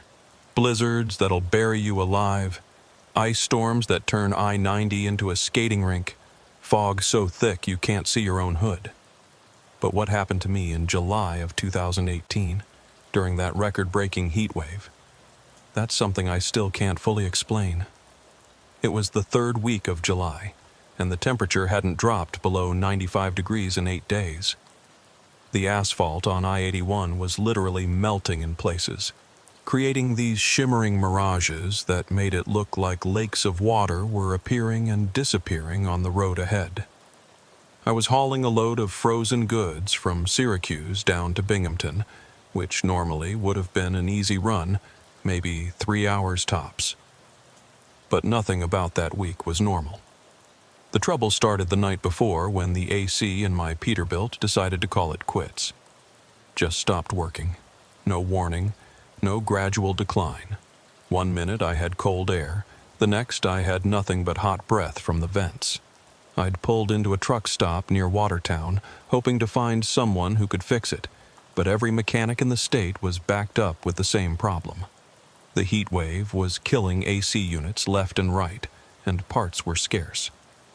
"Best I can do is get you in next Tuesday," the mechanic had said, a guy named Clyde who looked like he'd been working on trucks since before I was born. He was sweating through his coveralls, his face red as a tomato despite the industrial fans running full blast in the garage. "Everyone's AC is dying in this heat. It's like they weren't made to handle this kind of temperature." Tuesday was 4 days away. I couldn't wait that long, not with a load of frozen goods that needed to be delivered within 24 hours. The refrigeration unit on the trailer was working fine, thank God, but that didn't help me in the cab. Still, I figured I could tough it out. Roll down the windows, drink plenty of water, take breaks when needed. I'd driven in worse conditions, or so I told myself. I left Watertown at 4 in the morning, thinking I'd beat the worst of the heat. But even at that hour, the temperature was already in the low 80s, and the humidity made it feel like I was breathing soup. The air coming through my open windows was like a blast from a furnace, offering no relief at all. By the time the sun came up, fully visible by 5:30, I was already drenched in sweat. The thing about heat exhaustion is that it sneaks up on you. It's not like being cold, where you know immediately that something's wrong. Heat exhaustion is gradual, insidious. Your body temperature rises degree by degree, your brain slowly cooking inside your skull, and by the time you realize you're in trouble, it's often too late to do anything about it. By 7 in the morning, I was starting to feel the first effects. My mouth was dry despite drinking water constantly. My head was pounding with a dull, persistent ache that seemed to pulse with my heartbeat. My hands were slipping on the steering wheel from all the sweat, and I had to keep wiping them on my jeans. But I kept driving, kept telling myself I just needed to make it to Binghamton, drop the load, and then I could find somewhere with AC to cool down. The thermometer on my dashboard showed the outside temperature at 97 degrees by 8 o'clock. Inside the cab, with the sun beating through the windshield and no AC, it had to be at least 110, maybe higher. I'd gone through 6 bottles of water already, but I was sweating it out faster than I could drink it. My shirt was so wet it looked like I'd jumped in a pool. That's when I started seeing things that weren't quite right. At first, it was just little things. A shadow moving in my peripheral vision when nothing was there. The road seeming to ripple and wave like water. Exit signs that appeared to be written in languages I didn't recognize, only to become English when I focused on them. I chalked it up to the heat mirages, to tired eyes, to dehydration. But as the temperature continued to rise, the visions got worse. I saw a woman standing by the side of the road wearing an old-fashioned nurse's uniform, white dress and cap like something from the 40s. She was holding a sign that said, "Stop now," in big red letters. But when I blinked, she was gone. Just empty road and scorched grass where she'd been standing. A few miles later, I could have sworn I saw snow falling. Fat, white flakes drifting down from a cloudless sky, melting the instant they hit my windshield. I actually turned on my wipers before realizing how impossible that was. The temperature gauge still read 99 degrees. There was no snow. Couldn't be snow, but I saw it clear as day for almost 30 seconds before it vanished. My hands were starting to shake, and not just from the vibration of the truck. I was getting dizzy, having trouble focusing on the road. The white lines kept multiplying, 2 becoming 4, 4 becoming 8, until the whole highway looked like a barcode. I had to pull over, had to rest, had to cool down somehow. There was a rest area coming up, according to the sign that may or may not have been real. Rest area 1 mile. Services available, it said, though the text kept shifting, sometimes reading last chance 1 mile or too late 1 mile before snapping back to normal.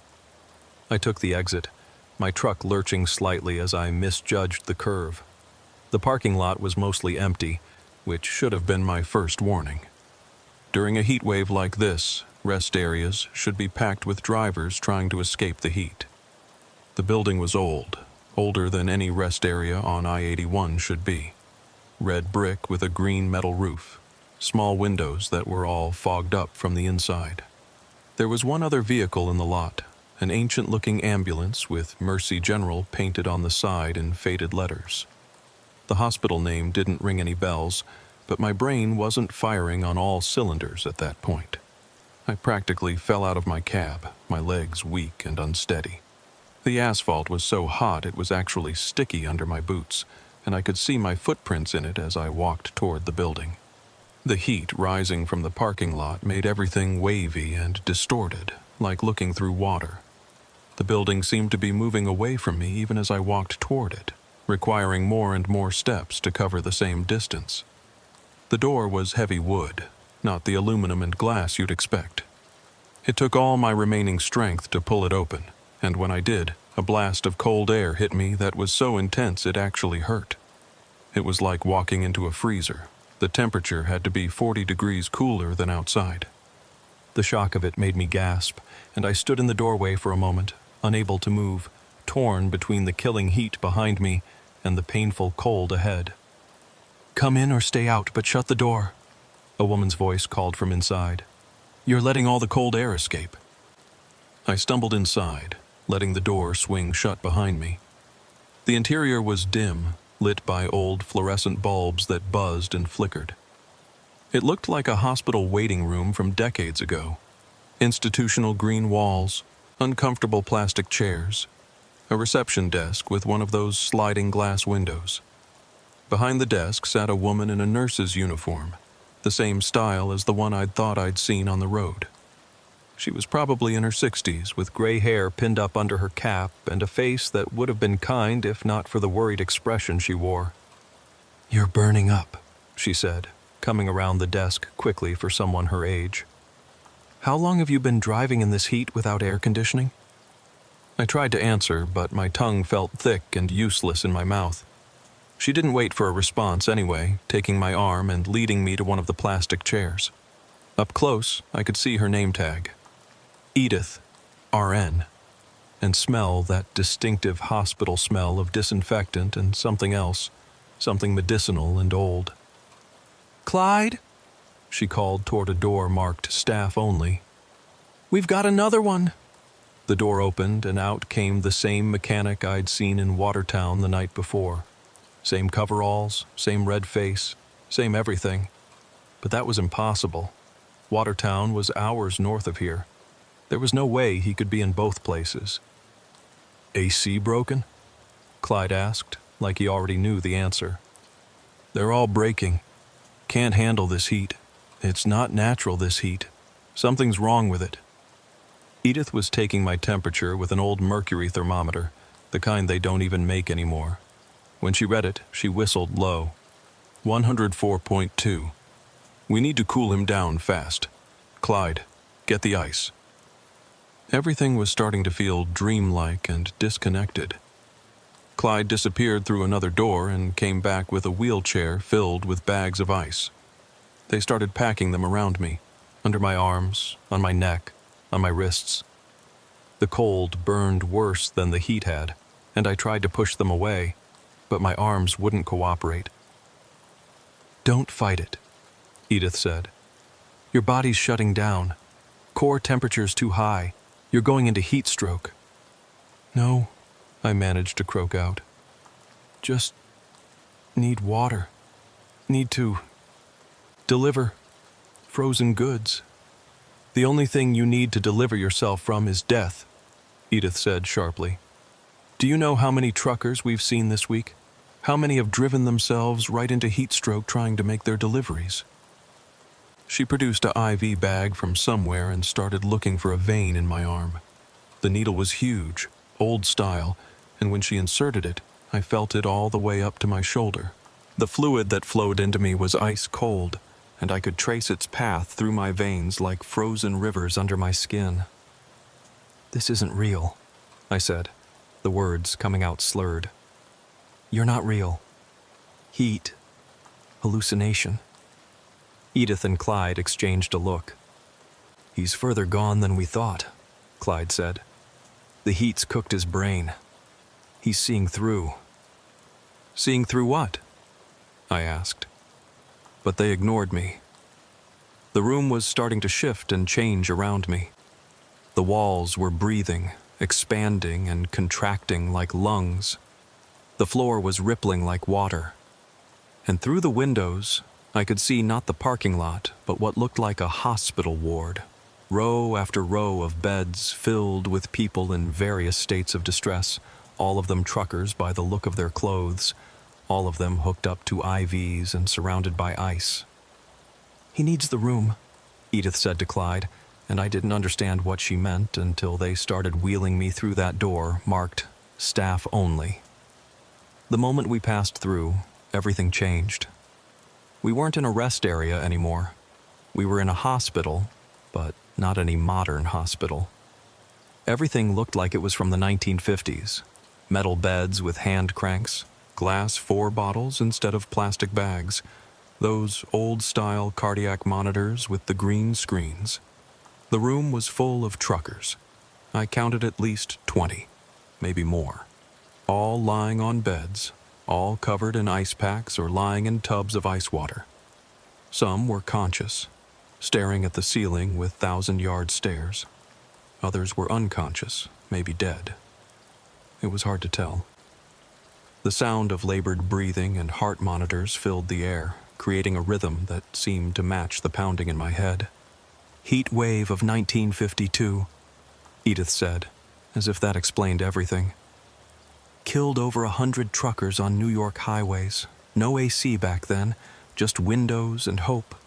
The state built cooling stations, emergency rest stops, but it wasn't enough. People kept dying. "This is 2018, I said, or tried to say. The words came out jumbled, confused. "Time doesn't matter here," Clyde said, checking my temperature again. "Still 103. We need more ice." They transferred me to one of those metal beds, the springs creaking under my weight. The mattress was thin, uncomfortable, but I was beyond caring about comfort. They continued packing ice around me, and Edith hung a new IV bag, this one filled with something that glowed faintly blue in the dim light. "Electrolyte solution," she explained. "Special formula, developed during the heat wave of '83. That was a bad one, too. Not as bad as '52, but close." I wanted to tell her that none of this made sense, that rest areas didn't have hospitals in them, that dead heat waves from decades past couldn't still be happening. But my mouth wouldn't work right, and my thoughts were becoming increasingly fragmented. The heat had scrambled my brain, I knew that much, but knowing it didn't make the hallucinations any less real. In the bed next to me was another trucker, a younger guy who looked like he'd been there for a while. His skin was pale despite the heat, and his eyes had that glassy, unfocused look of someone who'd given up. He turned his head to look at me, and when he spoke, his voice was barely a whisper. "You're new," he said. "How long were you out there? In the heat?" 4 hours, I managed. "Maybe 5. He laughed, a dry, rattling sound. "I made it 6, thought I was tough, thought I could handle it. But the heat out there, it's not normal heat. It's something else, something wrong." "What do you mean?" "The temperature," he said. "It doesn't match. My thermometer said 95, but it felt like 120. The sun was wrong too bright, too close, like it was focused on us specifically, us truckers." Before I could ask more, he closed his eyes and turned away. A moment later, one of the monitors started alarming, and Edith rushed over with a crash cart that looked like it belonged in a museum. She began CPR, pumping his chest with practiced efficiency while Clyde prepared something that looked like an ancient defibrillator. "Clear!" Edith shouted, and the machine discharged with a sound like a lightning strike. The trucker's body convulsed, then lay still. The monitor continued its steady alarm. "That's the 3rd one today," Clyde said quietly. "The heat's too much. Even here, even with all this cooling, sometimes it's too late." They pulled a sheet over the trucker's face and wheeled him away through another door. I could see through the doorway briefly. A room full of covered bodies, dozens of them, all on gurneys, all waiting for something I didn't want to think about. "Am I dying?" I asked Edith when she came back to check on me. "Your temperature's down to 101, she said, not really answering. "That's good, but you're not out of danger yet. The heat did damage. Your organs are stressed. Your brain—" She paused, looked at Clyde. "His brain's been affected." "I can see it in his eyes," Clyde agreed. "He's seeing both sides now, the rest area and the hospital, the present and the past. The heat broke something in his perception." I wanted to argue, but I couldn't deny what I was experiencing. When I looked one way, I saw the hospital from 1952. When I looked another, I saw glimpses of the rest area from 2018. Sometimes they overlapped, creating impossible geometries where a vending machine occupied the same space as an iron lung, where a modern door led to a corridor that shouldn't exist. "Why is this happening?" I asked. Edith sat down on the edge of my bed, her weight barely registering on the thin mattress. "Every few decades, there's a heat wave that's different. Not just hot, but wrong. The temperature breaks things, makes the boundaries thin. Past and present bleed together. The dead and dying overlap. And we—" She gestured to herself and Clyde. "We're here to help when it happens." "You're dead," I said, the realization hitting me suddenly. "You died in one of those heat waves," she nodded. 1952, I was a traveling nurse making rounds to construction sites and truck stops. The heat got me outside of Syracuse.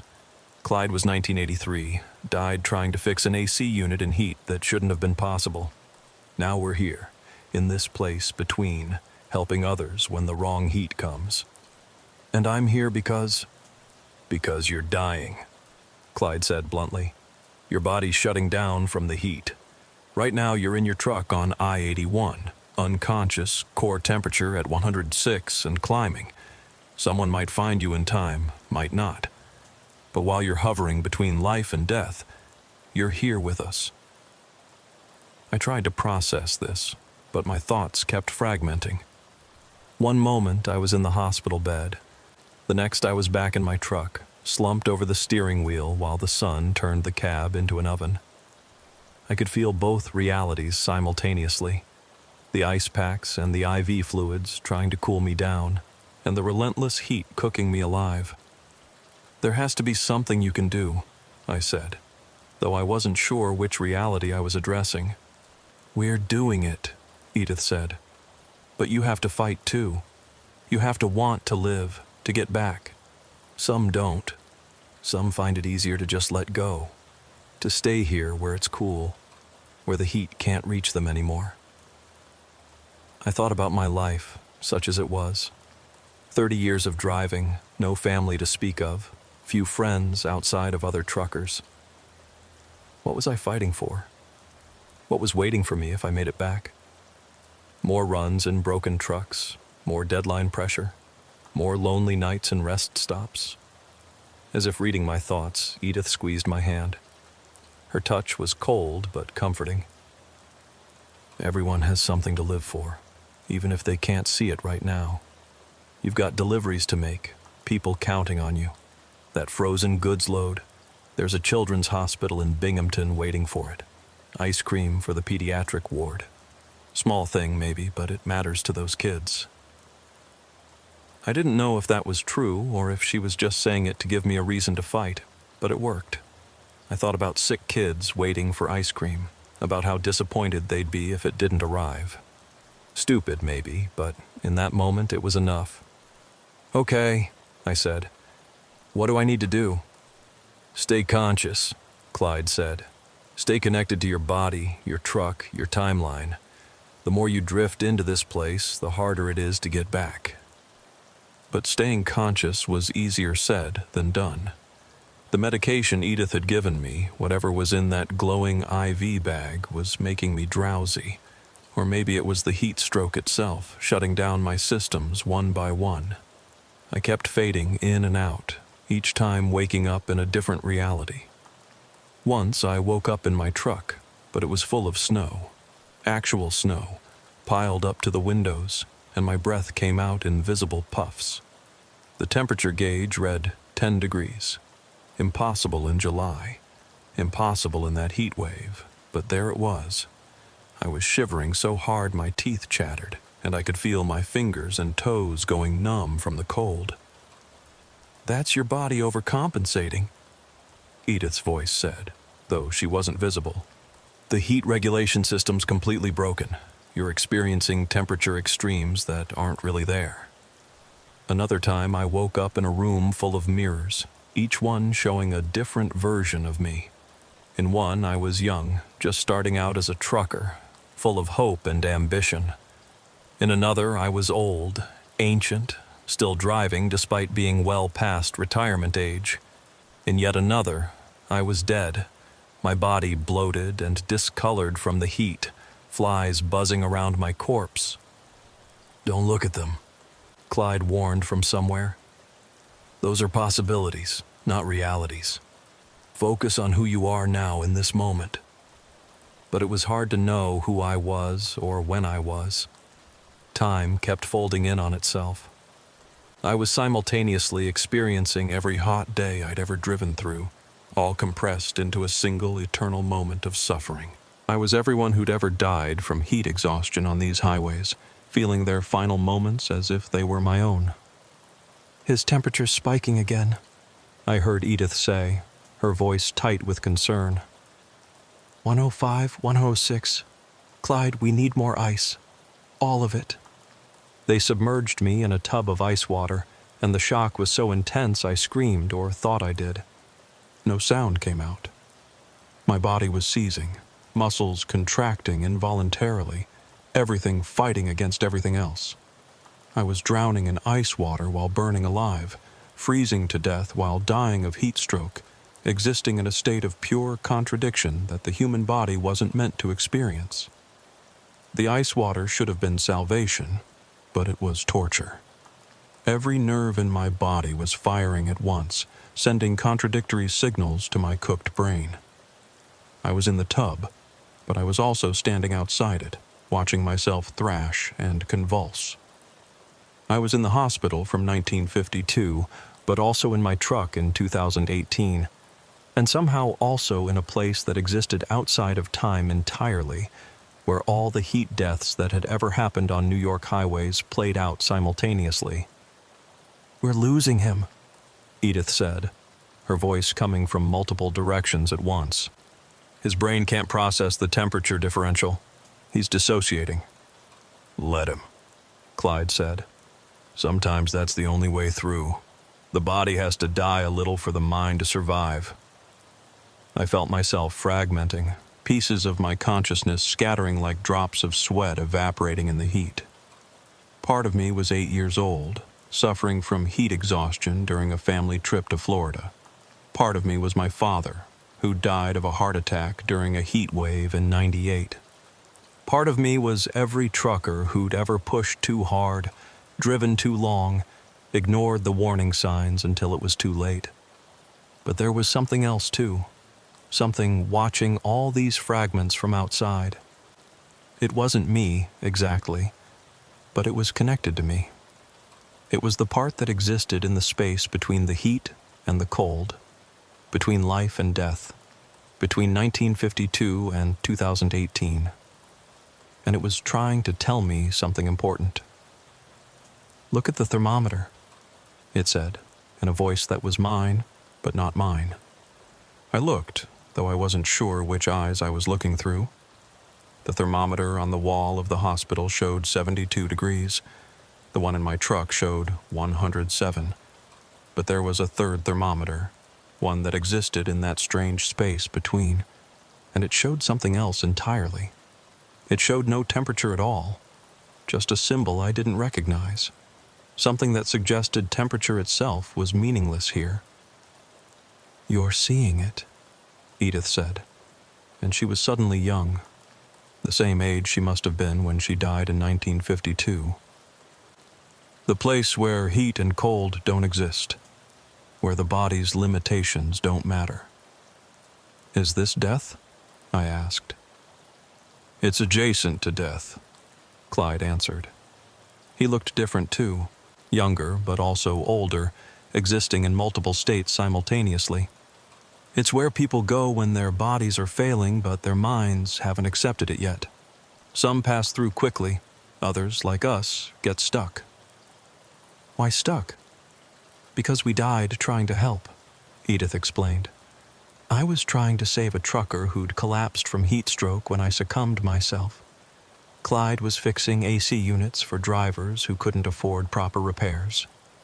We died in service, so we remain in service." "And me?" "That's up to you," she said. "Your body's at the breaking point. Core temperature of 107.2 and climbing, despite everything we're doing. In the real world, someone's found you. There's an ambulance on the way, but it might be too late. You need to decide, fight to go back, or let go and stay." The ice water I was submerged in started to feel different. Not cold anymore, but not hot either.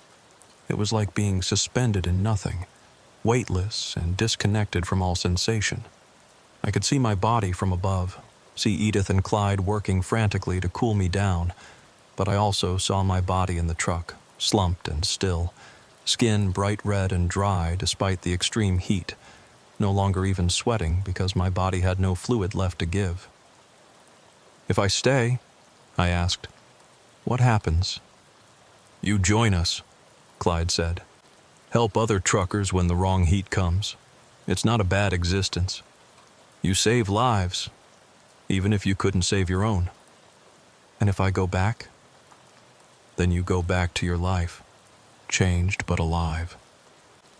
You'll never be able to drive in extreme heat again without remembering this. You'll see the shadows of this place sometimes, catch glimpses of us helping others. You'll know the truth about the wrong heat, but no one will believe you if you try to explain it. I thought about the choice.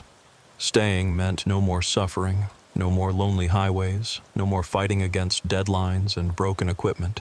But it also meant never delivering that load of frozen goods, never seeing another sunrise that wasn't filtered through the lens of death, never having the chance to maybe find something more in life than just endless miles of asphalt.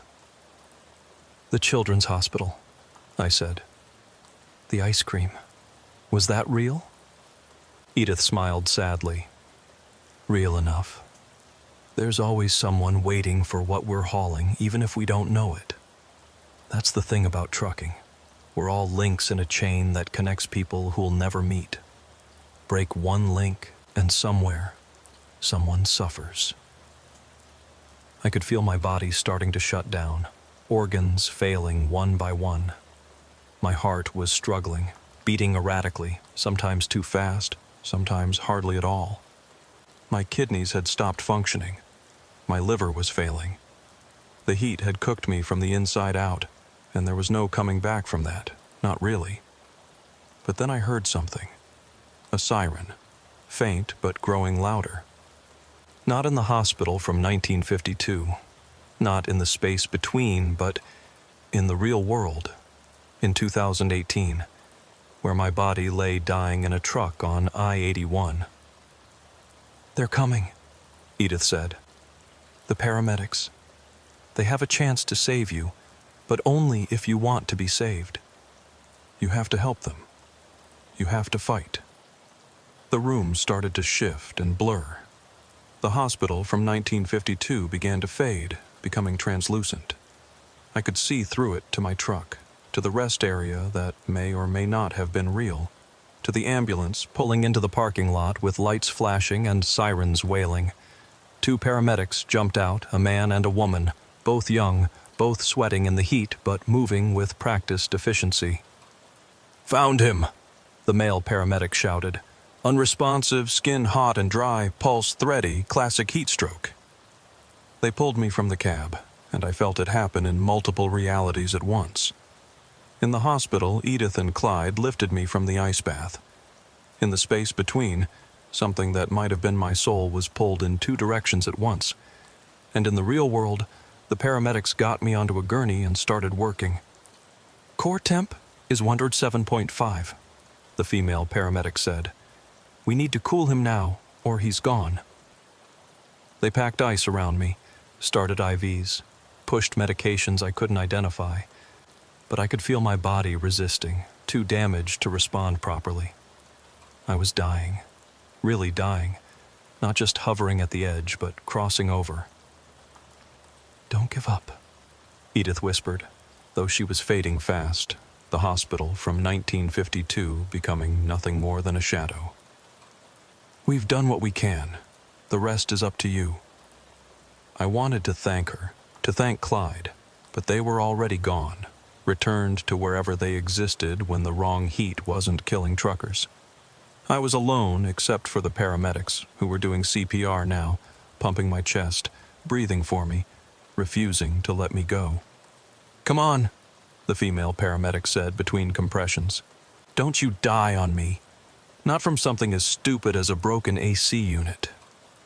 Something about the way she said it, the frustration and determination in her voice, made me want to laugh. Here I was, dying from something as preventable as heat exhaustion, all because I'd been too stubborn to wait for repairs, too focused on making a delivery to recognize the danger I was in. It was absurd, and the absurdity of it made me want to live, if only to tell the story. I fought. I fought harder than I'd ever fought for anything in my 30 years of trucking. I forced my heart to beat when it wanted to stop. I made my lungs accept the air the paramedics were pushing into them. I willed my blood to flow, my organs to function, my brain to maintain consciousness despite being half-cooked. "I've got a pulse," the male paramedic said suddenly. "Weak, but it's there." "Temperature's dropping," the female added. 106.8 and falling. Keep the ice coming." The world started to solidify around me. The overlapping realities collapsed into a single timeline. 2018. The back of an ambulance, racing toward a hospital while two paramedics fought to save my life. The visions were fading, but not completely. I could still see shadows sometimes.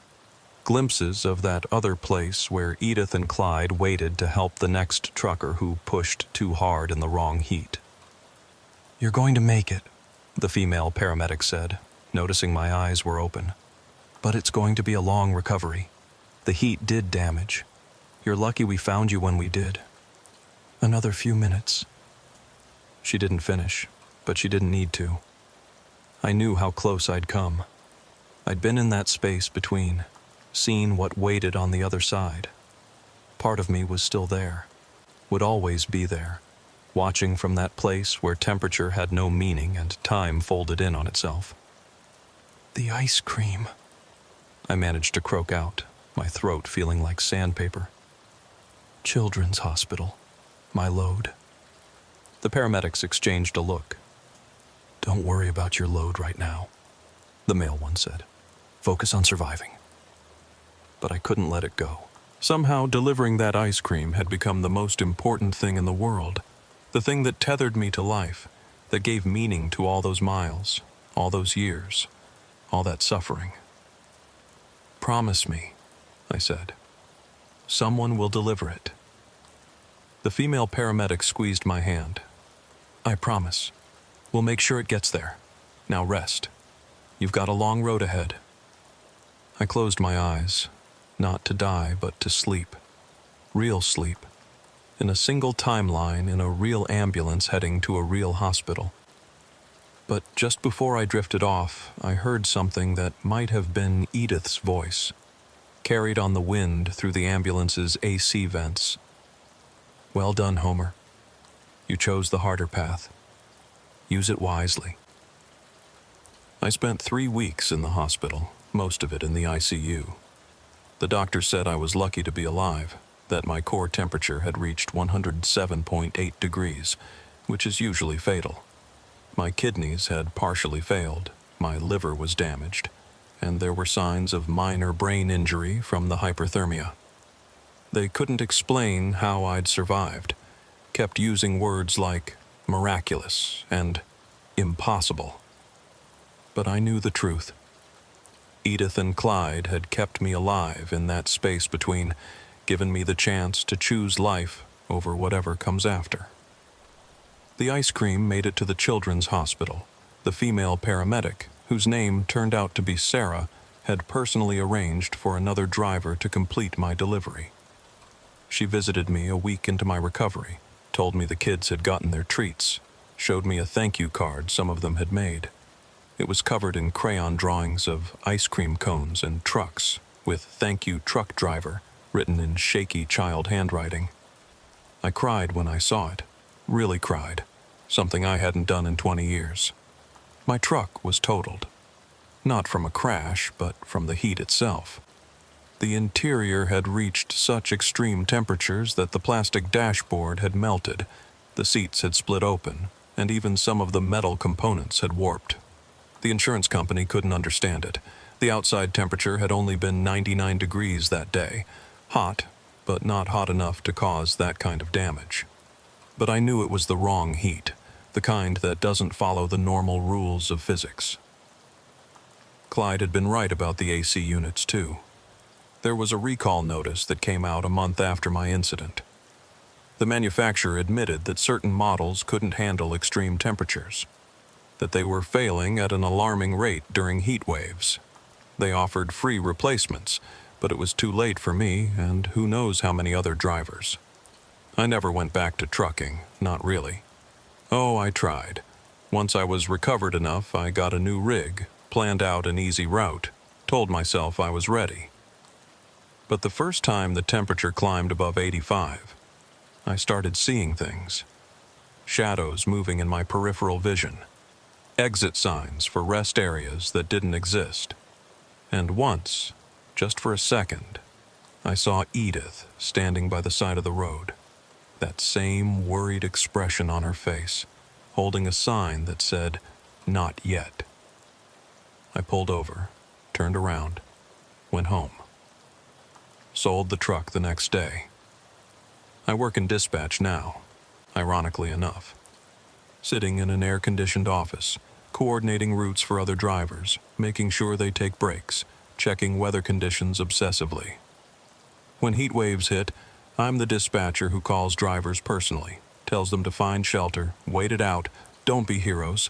Some of them get angry, say I'm costing them money, but I don't care. I know what's waiting for them if they push too hard in the wrong heat.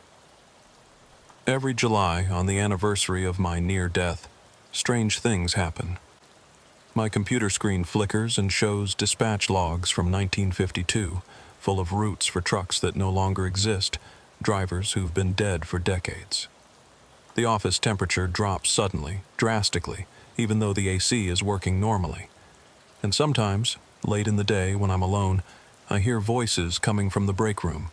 Edith and Clyde discussing cases, planning interventions, saving truckers from the heat. I've never gone to investigate. I know they're not really there, not in the way that normal people understand there. They exist in that space between the place I visited but didn't stay, and sometimes that space bleeds through into our world, especially during heat waves, especially when truckers are dying. Last summer we had another wrong heat event. I could tell it was different from a normal heat wave. The temperature readings were inconsistent, electronics malfunctioned, and I had 3 drivers call in reporting hallucinations. I directed them all to the same rest area on I-81, the one where I'd almost died. They all made it there safely, and they all reported the same thing. An old building that shouldn't have been there, a nurse and a mechanic who helped them cool down, and a strange sense that they'd narrowly avoided something terrible. One of them, a young driver named Marcus, came to see me afterward. He had that look in his eyes, the one I see in my own mirror, the look of someone who's seen behind the curtain of reality. "You've been there," he said. It wasn't a question. "Yeah," I admitted. 5 years ago. The nurse, Edith, she mentioned you. Said you were the one who got away. Said you chose the harder path. Did she say anything else?" Marcus was quiet for a moment. "She said the wrong heat is getting worse, more frequent. That there might come a time when they can't save everyone, when there are too many dying at once." "What else?" "She said you'd know what to do when the time comes. That you still have a connection to that place. That you could help if you wanted to." I didn't respond, but I knew what she meant. Every heat wave, I feel the pull getting stronger, the urge to go back to that rest area, to walk through that door, to join Edith and Clyde in their endless mission. Not because I'm dying, but because I could help. Because I understand both worlds now, the real and the between, and that understanding could save lives. But I'm not ready, not yet. I still have work to do here, drivers to protect, routes to coordinate. Maybe someday, when I'm older, when I've done all I can from this side, I'll take that exit again. Walk into that impossible rest area. Let Edith and Clyde teach me how to exist between timelines, how to help truckers when the wrong heat comes. Until then, I keep a photo on my desk. That thank you card from the kids at the children's hospital. It reminds me why I chose to come back, why the harder path was worth it. And on the really hot days, when the air shimmers with heat mirages and reality feels thin, I look at those crayon drawings and remember that I'm still connected to this world, still have deliveries to make, even if they're not the kind I used to do. Sometimes drivers ask me why I'm so paranoid about heat safety, why I shut down routes when the temperature climbs too high. why I insist on functional AC as a non-negotiable requirement. I tell them it's because I care about their safety, which is true. But I don't tell them the whole truth, that I've seen where they go when the heat wins, that place between life and death where time means nothing, and temperature is just a concept that's lost all meaning. I don't tell them about Edith and Clyde, eternally working to save truckers from the fate that claimed them. I don't tell them about the hospital from 1952 that exists alongside every rest area when the wrong heat comes. I don't tell them about the choice between dying and something worse than dying, between returning to life damaged but whole or staying in that space between, forever helping but never truly living. But I protect them from it. Every route I plan, every break I insist on, every driver I force to wait out a heat wave, it's all to keep them from that place, from that choice, because not everyone is strong enough to choose the harder path. Not everyone can come back from the edge of heat death with their mind intact. The doctors say my brain injury from the hyperthermia causes hallucinations sometimes, makes me see things that aren't there. They prescribe medication that I don't take, because the things I see are there, just not in the way they understand. The shadows of that other place, the echoes of truckers who didn't make it, the whispers of Edith and Clyde still working to save lives from beyond death. They're all real, just existing in a reality adjacent to ours. Next week will be exactly 6 years since my near-death experience. The forecast is calling for a heat wave, temperatures expected to exceed 100 degrees. I've already started calling drivers, warning them, arranging for extra rest stops, mandatory AC checks. But I know some won't listen. Some never do. They'll push through, ignore the warnings, trust their own toughness over common sense. And when they do, when they find themselves on I-81 with their body temperature rising and their mind starting to fracture, maybe they'll see that exit that shouldn't be there. Maybe they'll stumble into that rest area that exists between 1952 and now. Maybe Edith and Clyde will save them, give them the choice I had. I hope they choose wisely. I hope they choose the harder path, because the easy path, the one where you stay in that cool space between life and death, helping others but never truly living yourself, that's not salvation. That's just another kind of prison, one made of good intentions and endless service, where the heat can never touch you because you're already beyond its reach. I chose life, damaged and difficult as it is.